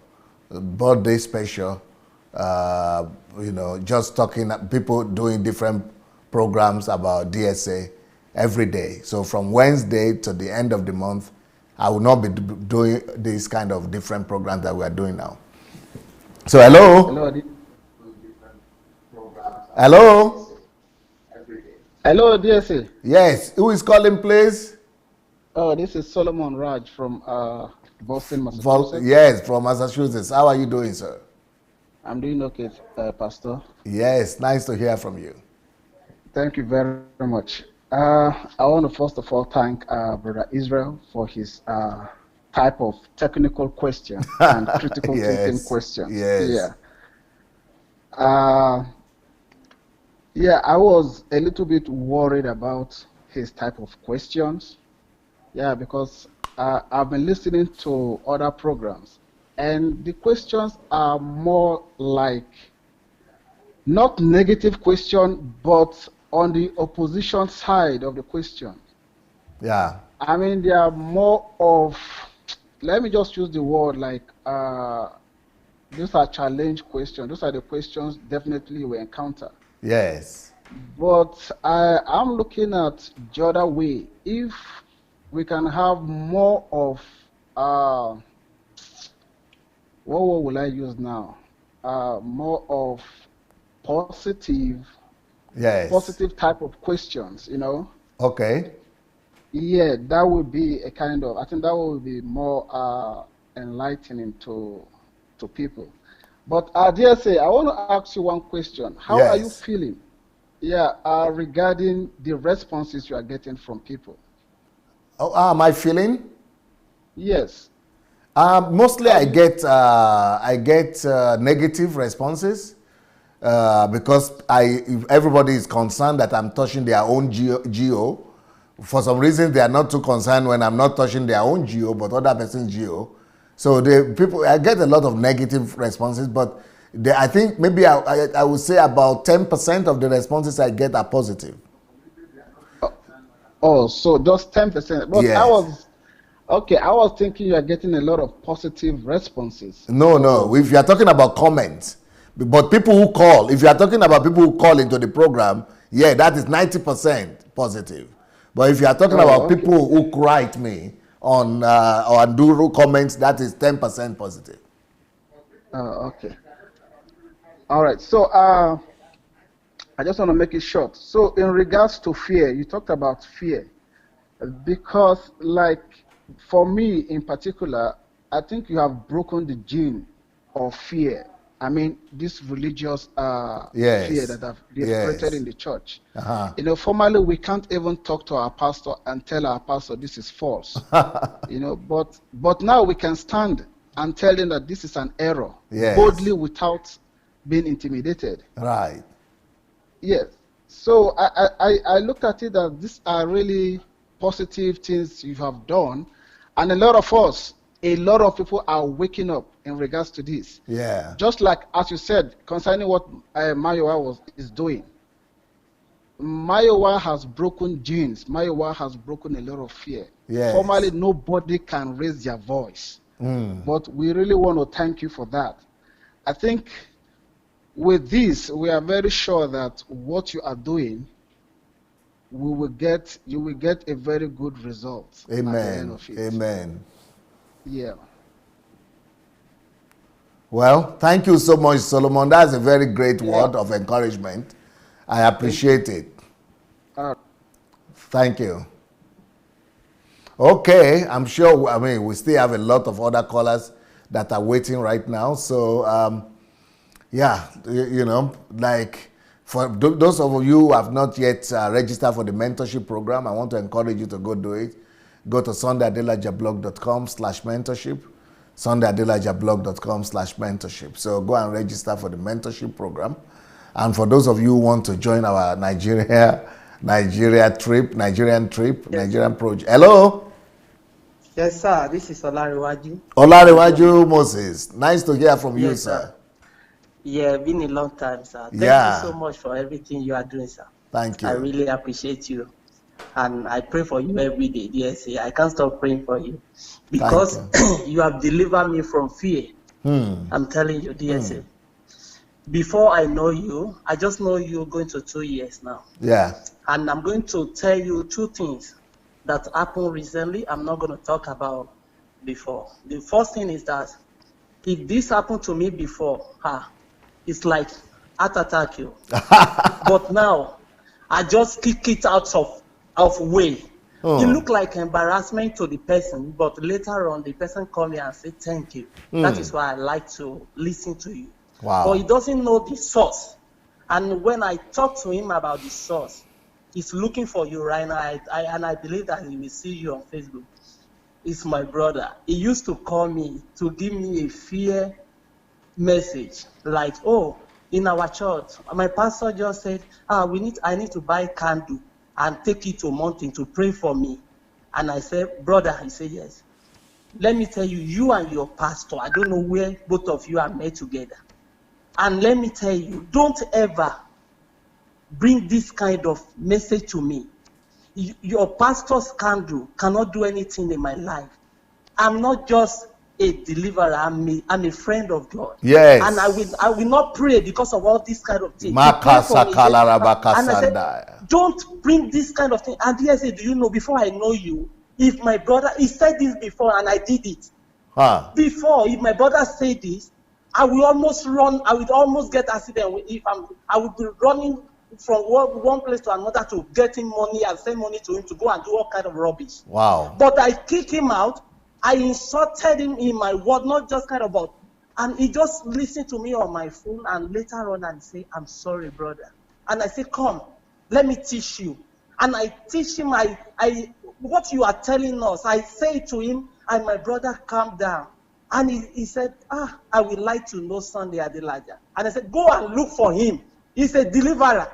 So, from today, if anybody just tell me you are Antichrist, it's better for me to follow you, DSA. I'm telling you. It's better for me to be on your side as an Antichrist than to be a Christian who has put fear in my life for over 30 years. Wow. DSA. Wow. And the second thing is that the boldness I learn from everything you are doing. I'm telling you, DSA, I learn from you. I learn from your teaching. I learn from your everything right from beginning. Even the recent anniversary that you did, I started, even in the midnight at work, I put my earphone. I just want to hear your voice. Because your voice is putting boldness. Deliver me from fear, from all these bandit, bondage, slavery, churches, pastors, leaders that are doing it wrong for many years, DSA. And the last one I want to say, recently in like around my house here, I saw people that are doing evangelism. So me and my wife, we went to store, we want to buy 2 things, and I told my wife, go to this store and I will go to this one because it's just nearby. And my wife said, okay. So my wife get down from the car and she was going to enter the store, and I saw 2 people stopping her, talking to her. And so when I said, what happened? I said, okay, let me move to her. When I moved to my wife, and I hear that guy, that pastor, he said, oh, come to our church. He's giving my wife a pamphlet and said, in our church, pastor give us holy water, he bless water and give it to her. And I just say, hello, what are you saying? And he said, oh no, I'm a pastor, so our church is nearby here, and we are doing this church every day, and also pastor is giving us a blessing water. I say, which kind of blessing water? Is your pastor is a Jesus? He said, it's not Jesus, but Bible. I say, which kind of Bible? What is the finishing work of Christ? And he said, oh, I'm sorry, I don't know. Okay. I said, no, come, gentlemen. If I go to this store and I come back here and see you here, because you are just putting people, you are manipulating people. Why can't you teach people how to have personal relationship with God? And he said, okay, I'm sorry. I said, okay, I let that. Don't let me meet you guys here. And when I go, before I come back, all of them disappear. Before, I can't say that to DSA. I can't say that, DSA. I would rather stop there, and I want to know more about that water. I will say I will come to that church and drink water. I'm telling you, DSA. So DSA, I can't thank you enough. I can't thank you. God has used you. Even you stay in Ukraine, you deliver people. I'm telling you. You deliver people. Oh, he's a liar who said Jesus is my mentor. Before can they talk? Who brought them to talk before? I don't want you to see me that I'm still fighting, but I'm not fighting. I'm just saying the truth. Yes. You deliver people. You do it every second, DSA. He's a liar for anybody. He's what he did to the one first of the Doma. Yeah. That's why they are coming back and saying the DSA is not doing. He's doing this and do that. God bless you, DSA. Thank you, sir. Everybody. Thank you, Olarewaju. Thank you so much. So for those people who want to join the Nigerian train and you want to come with us to Nigeria, or you want to join the Nigerian Transformation Project, the way to do it is to go to sundayadelajablog.com/Nigeria. Go to sundayadelajablog.com/Nigeria. SundayAdelajaBlog.com/Nigeria, and just register there and, you know, sign in. And yeah, hello. Hello. Hello, DSA. Yes, sir. You need to put off the sound. Okay. Yeah. I've done that. Yes, sir. Who is calling from where?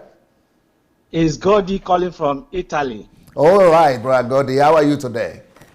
I'm fine, thank you. Yes, we're happy to hear from you. I've been following you. Okay. Yeah, it's a pleasure. What you are doing. Okay. What you are doing is very, very great. And Nigeria need you at this point in time. Yes, speak more to the microphone, sir. Okay. I've been following you. Yes. What you are doing is very, very good. Hmm. And Nigeria need you at this point in time. Amen.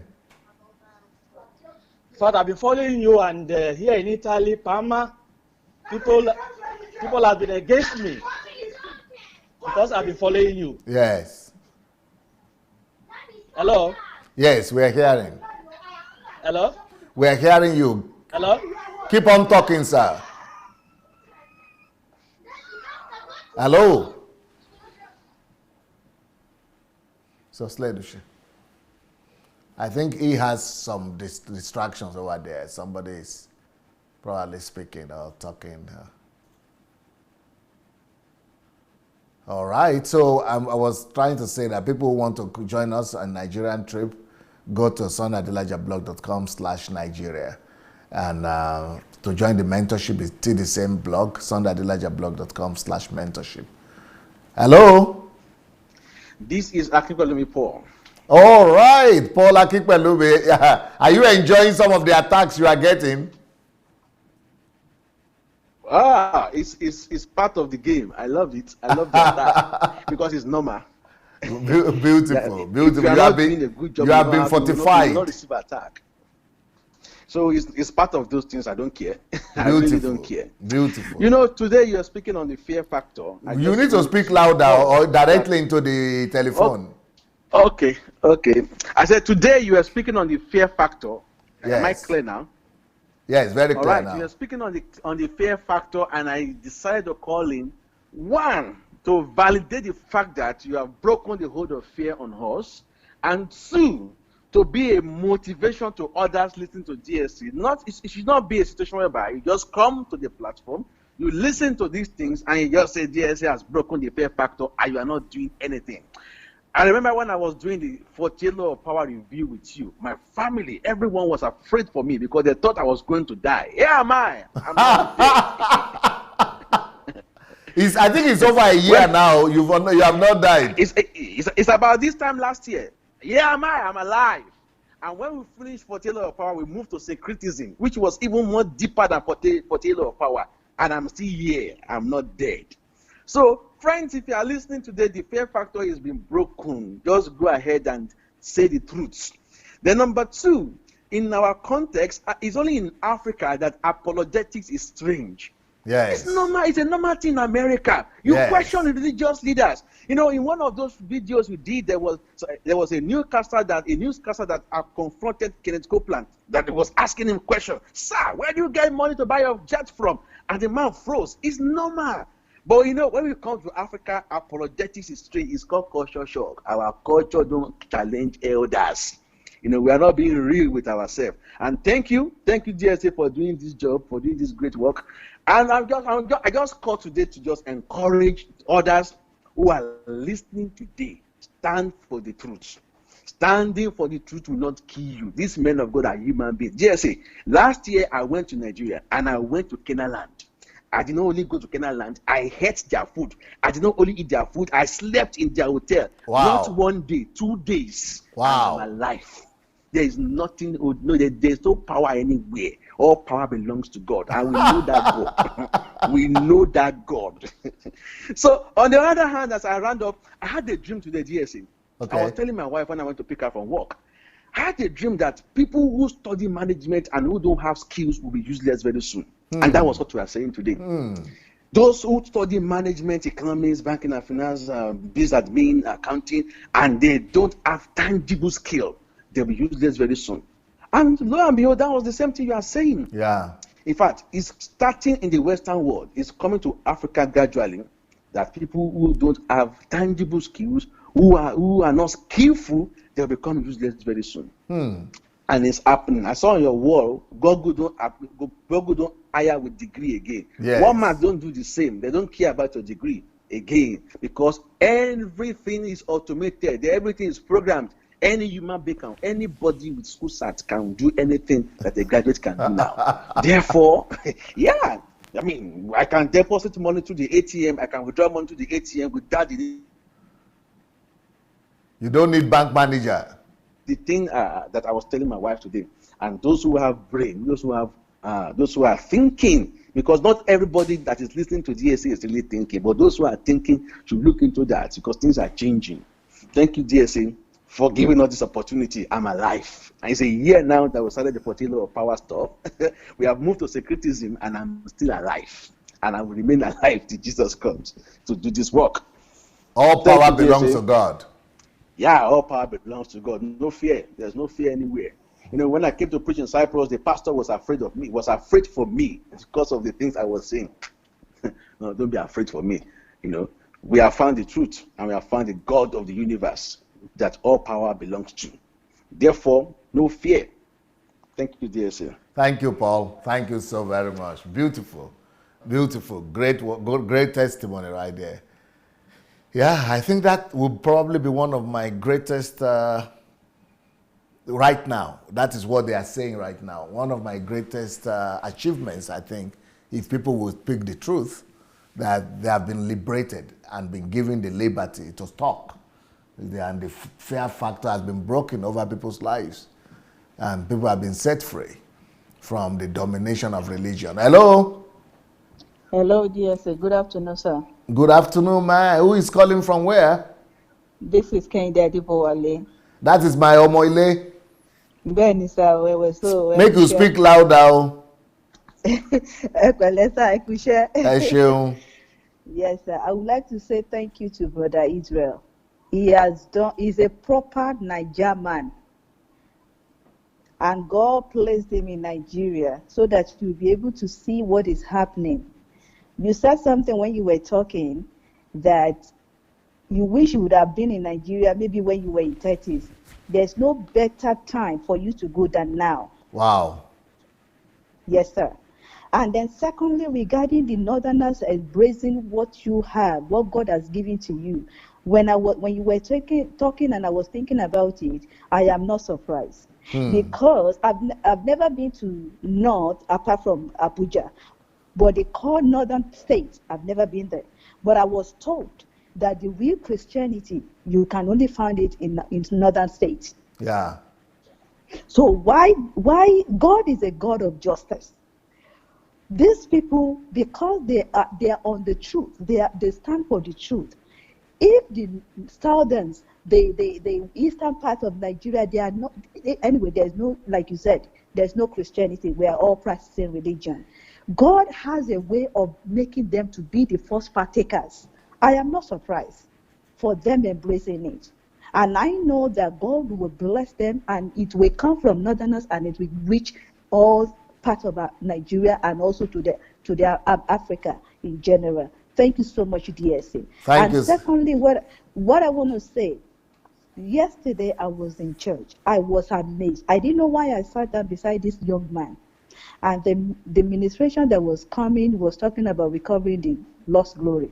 And this gentle guy was telling me that this is error. This is heresy.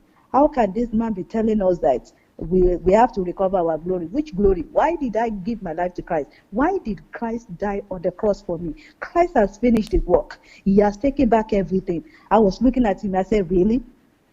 Eventually, he told me, he said, you know what, I'm going to meet this pastor and I'm going to tell him that this is error, this is heresy. Don't teach us this. I said, have you ever heard about Sunday Adelaja? He said, who is Sunday Adelaja? I said, okay, no problem. I forwarded some messages to him. As we started this program, I forwarded it to him. Because the guy said, I studied my Bible and I knew the truth. No, gone are the days that people were telling us stories in the church. Go and learn. If you don't have the word, learn, receive word, know the truth. Rightly divide the word of God. I was amazed. Then the last thing that I want to mention, I have a nephew. As of this morning, I was telling my nephew, because he told me that he learned generators repairs. I said, you better go and start thinking of what else can you learn, because very soon generator will not be in Nigeria anymore. There will be like, that's what I told him. I said, start thinking of what else can you learn. If it is tailoring, if it is welding, if it is bricklaying, go and look for another skill. Forget about generator repairs. Yes. He said, okay. Because I know where I'm coming from. Thank God for your life. Thank God. Because, sir, I don't know what else to say. Thank you so much one more time. Thank you, God Kenny. bless you, sir. Thank you. Grateful. Blessings. Okay. Here we go. And yeah. Okay, I'm sure we still have callers there. So, Damaged by Religion is my latest book. And it is on sales actually this week. So you can still get it for $3 something. It's on sales on Amazon, on Kindle. And of course, all my books are there for free. But the ones that I'm buying for HMT discount are still getting... Hello? Hello. Yes, ma'am. Hello, DSA. Yes, who is calling from where? This is Blessing from Spain, Blessing Amos. Yes, how are you, Evangelist? I'm fine, sir. Nice to hear your voice. Thank you, sir. And how are you? Doing fine, trying my best. Oh my God. I thank God for your life, DSA. And I appreciate God for his goodness upon you. Thank you. I appreciate God for his grace that will be guiding you to this extent. Thank you. I appreciate God for all his love and kindness over you and your ministry. You know, I want to also thank Brother Israel for his question, the question of about how Nigerians reason. Yes. You know, it's you know, the kind of question that he brought out. That kind of question that is true that Nigeria they have mind problems. Most of Nigerians, we the Nigerians, we are the people that have mind problems. The problem is not you, DSA. The problem is we that is from Nigerian. We the Nigerian, we have mind problem because of our religious ways that we follow. Yes. When we came to you, we are the one that came to you that we break up, we have problem with one pastor or the other. Which you never encounter or have an experience of how having problem with pastor do, or how pastor pass fear to his to member. You never have that experience. You never had that experience yes. of having fear, you know, consistent fear because of the kind of teaching and the kind of preaching that's coming from the reverends, from pastors, from apostles, from all those fatherdism, all yes. these father, mama. You never had that experience. Yes. So meaning the problems are from the problem that is going on are from Nigeria, is from within Nigeria, because we have this book. I thank God that this book came out at the right time. Damaged by Religion. Yes.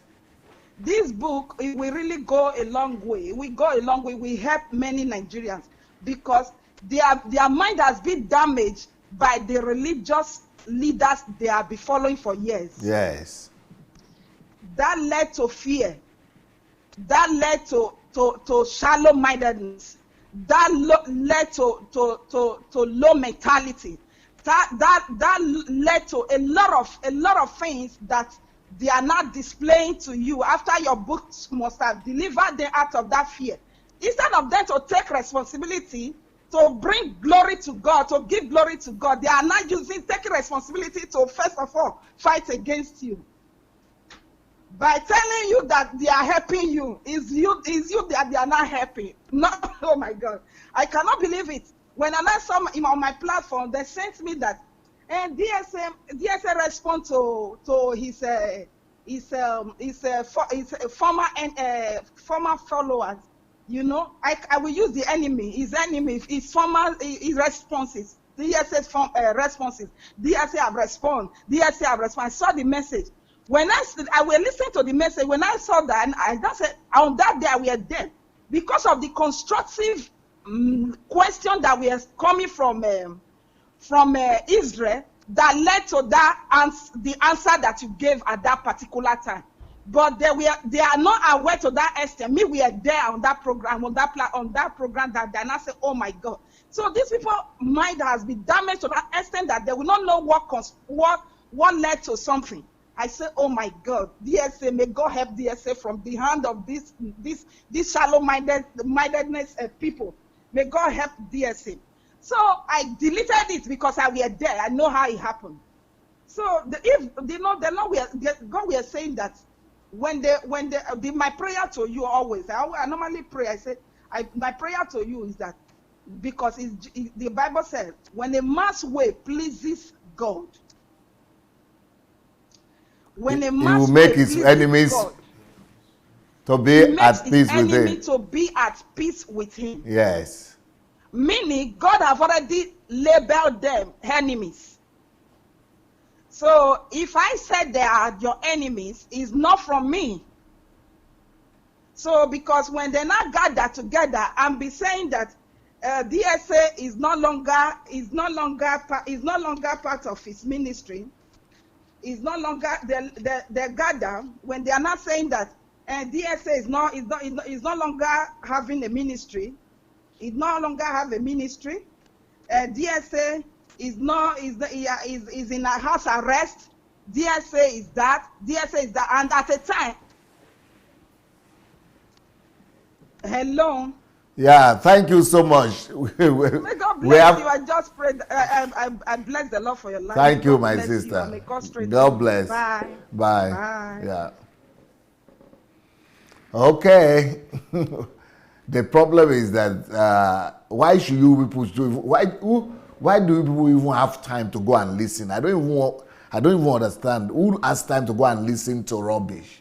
Why do you even have time to go and listen to people who you know are talking rubbish? You people have time. You are investing your time in time wasters. People are killing your time, killing your life, and time wasting is life wasting.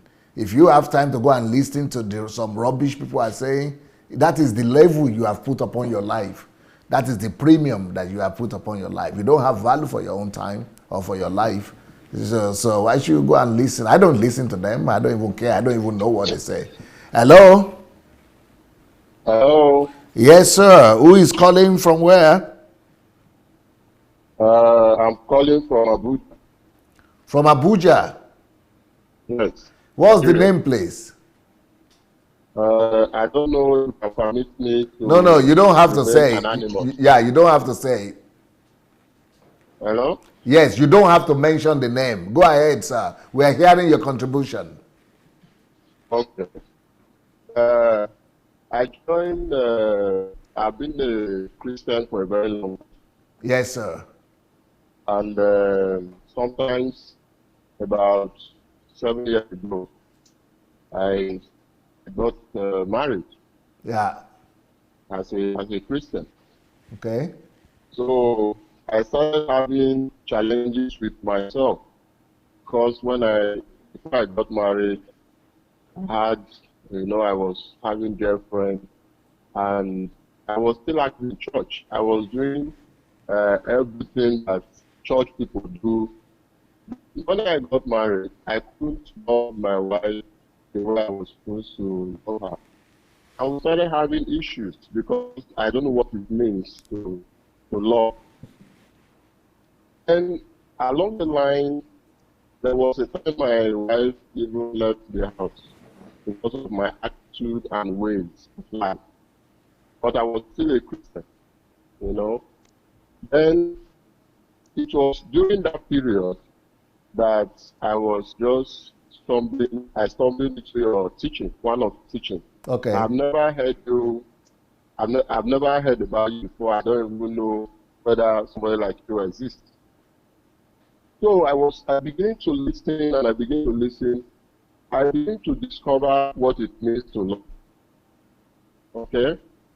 Then for like 3 months, I was listening. Afterwards, I went to go and plead with my wife, and I came back home. And I was changing so fast as I listened to your word. The way you explain the Bible is different from what I have known for the past 20-something years that I gave my life to Christ. Wow. Okay? So, my wife, I became better father to my children and loving husband to my wife. Wow. Just by virtue of listening to you. So I want to say that, but I'm still in Redeem because that is where I touch you. As a matter of fact, I am a minister even in Redeem. But there was no difference between my way of life and the secular world. You know, I could still do whatsoever that other people do because I don't understand who Christ was. Wow. I mean, who Christ is. I didn't understand him. But until I began to listen to your teachings, I went to some of your YouTube. There are some teachings that you made about the kingdom, about the kingdom of God. Yes. Yeah. And there were some series that I was listening at that. It changed my life to the extent that the things that I found so difficult to leave, I left them easily without even struggling. Wow. Yeah, because of just understanding who I was in Christ. Yes. I mean, who I am in Christ. Yes. And how I'm supposed to replicate Christ, and how people are supposed to see Christ in me. Yes. Not just try to make somebody church appearance and go home and be the same. You know, now I am a Christian secretly and openly. Yes. Yeah. And anywhere I am, people see that this is somebody that knows Christ is here. So I really want to thank you so much. And even in the church, the way I respond to issues, it's different. You know, sometimes they say, what has come over this guy? How come that he has so changed and understand this Bible like this? Because then I was just a follower. Yeah? I follow everywhere the way those people. And I don't know my right from my left. But after your teaching, seriously, if I open the Bible, there is a revelation I see. I see a new dimension to what I used to read before, and I don't even that. As a matter of fact, I don't even read the Bible before. But between Sunday to Sunday, I only read the Bible during Sunday services. But now, a day cannot pass without looking at the scripture. Because it's becoming my life, and it's becoming my salvation. Yeah? So this I want to appreciate you are doing a good job. You know what I was struggling, I was masturbating. Yeah? I was masturbating until I began to hear you talk about Christ. I was even going after other women, even when I have wife. I begin to hear you talk about love. You know, and I just left those things. Since the moment I start listening to you, I stop masturbating, stop following women. In fact, I cannot even go deep with any woman now. Beautiful. All those things. You know, I now live a life that sometimes I will fast, that this thing I won't do it again. I will fast, pray. But the the understanding of the word has taken those things out of me. Wonderful. Even without doing all sort of fasting and all gymnastics that I used to do before. Glory to God. Even when I still fast now, I am not fasting to leave something. Yes. I fast I need to get more revelation. And the Lord has given a time to even be pulling people that even though you are masturbating, even though you are womanizer, even though you are smoking, I was there before you can leave. I am not going to explain to people that, look, this is possible. I was there. Yes. So this is the mission, this is the message that even God has given to me. Wow. I'm beginning to reach out to people who are in this problem and they don't know how to get out of it. Beautiful. You know, I have done some yearly resolution. You know, every crossover night, there are a lot of prayer. I will pray and say, this year I will not do this thing again. In fact, that January will not pass. The one I will do January will be more than the one I have to do. So, but do you know that after that period that I met your teaching, all those things just disappeared. Wow. They just vanished. Glory. Okay? So I am really happy that I met you. I'm really happy that I stumbled upon you on Facebook.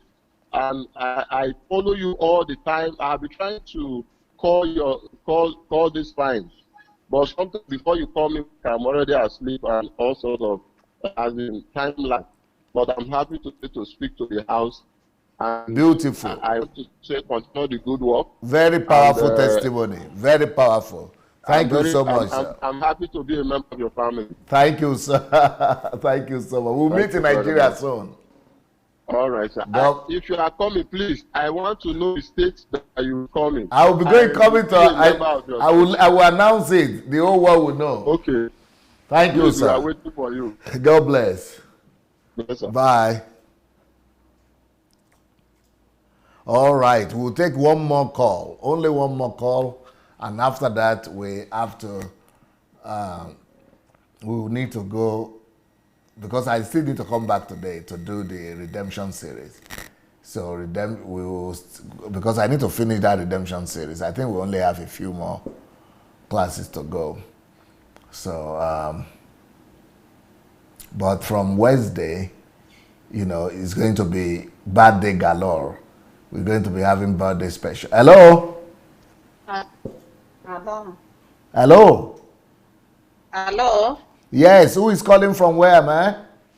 Yeah, this is Angelina from America. Yes, Angelina, how are you today? Oh, good. And you? Doing fine, thank you. Yeah, I'm just calling to say thank you for all what you are doing. Like a lot of time, I think I said this 3 or 4 times, you really save a lot of lives, not only for Nigeria, for the whole Africa. Wow. Yeah, and I really need to thank you, but I don't know how much I will thank you because my life now is, anyway, you saved me for a lot of stuff. You saved my time for watching all those nonsense, and then you saved my time. Now I'm sleeping like a baby because first I was worried I can't even sleep. And even though like one day if I miss the oil from Papa or this, I can't sleep, I can't do this. I say, oh, now I'm just regretting. Even up to now, I say, oh, I waste all my time for all this nonsense. Yeah. Like now I'm sleeping like a baby. Thank you. And then you save me. You save my money too. I remember last year,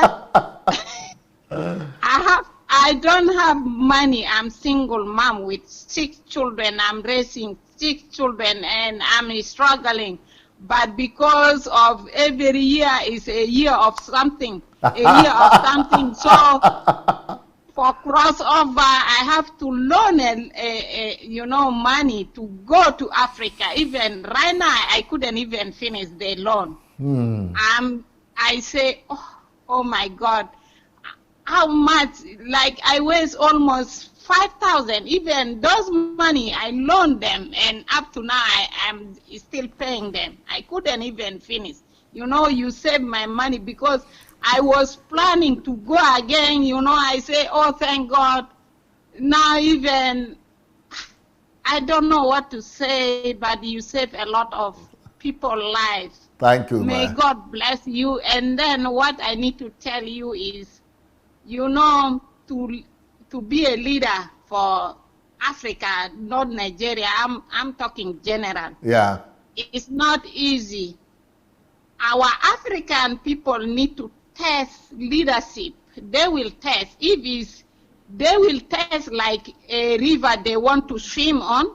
Yeah. If it's deep, it's hard for them to go because what you are doing is deep. That is why you will have a lot of challenges. Yeah. You know, they need just something easy that they can play on it. But deep river, you have to know how to swim. But if you don't know how to swim, you know.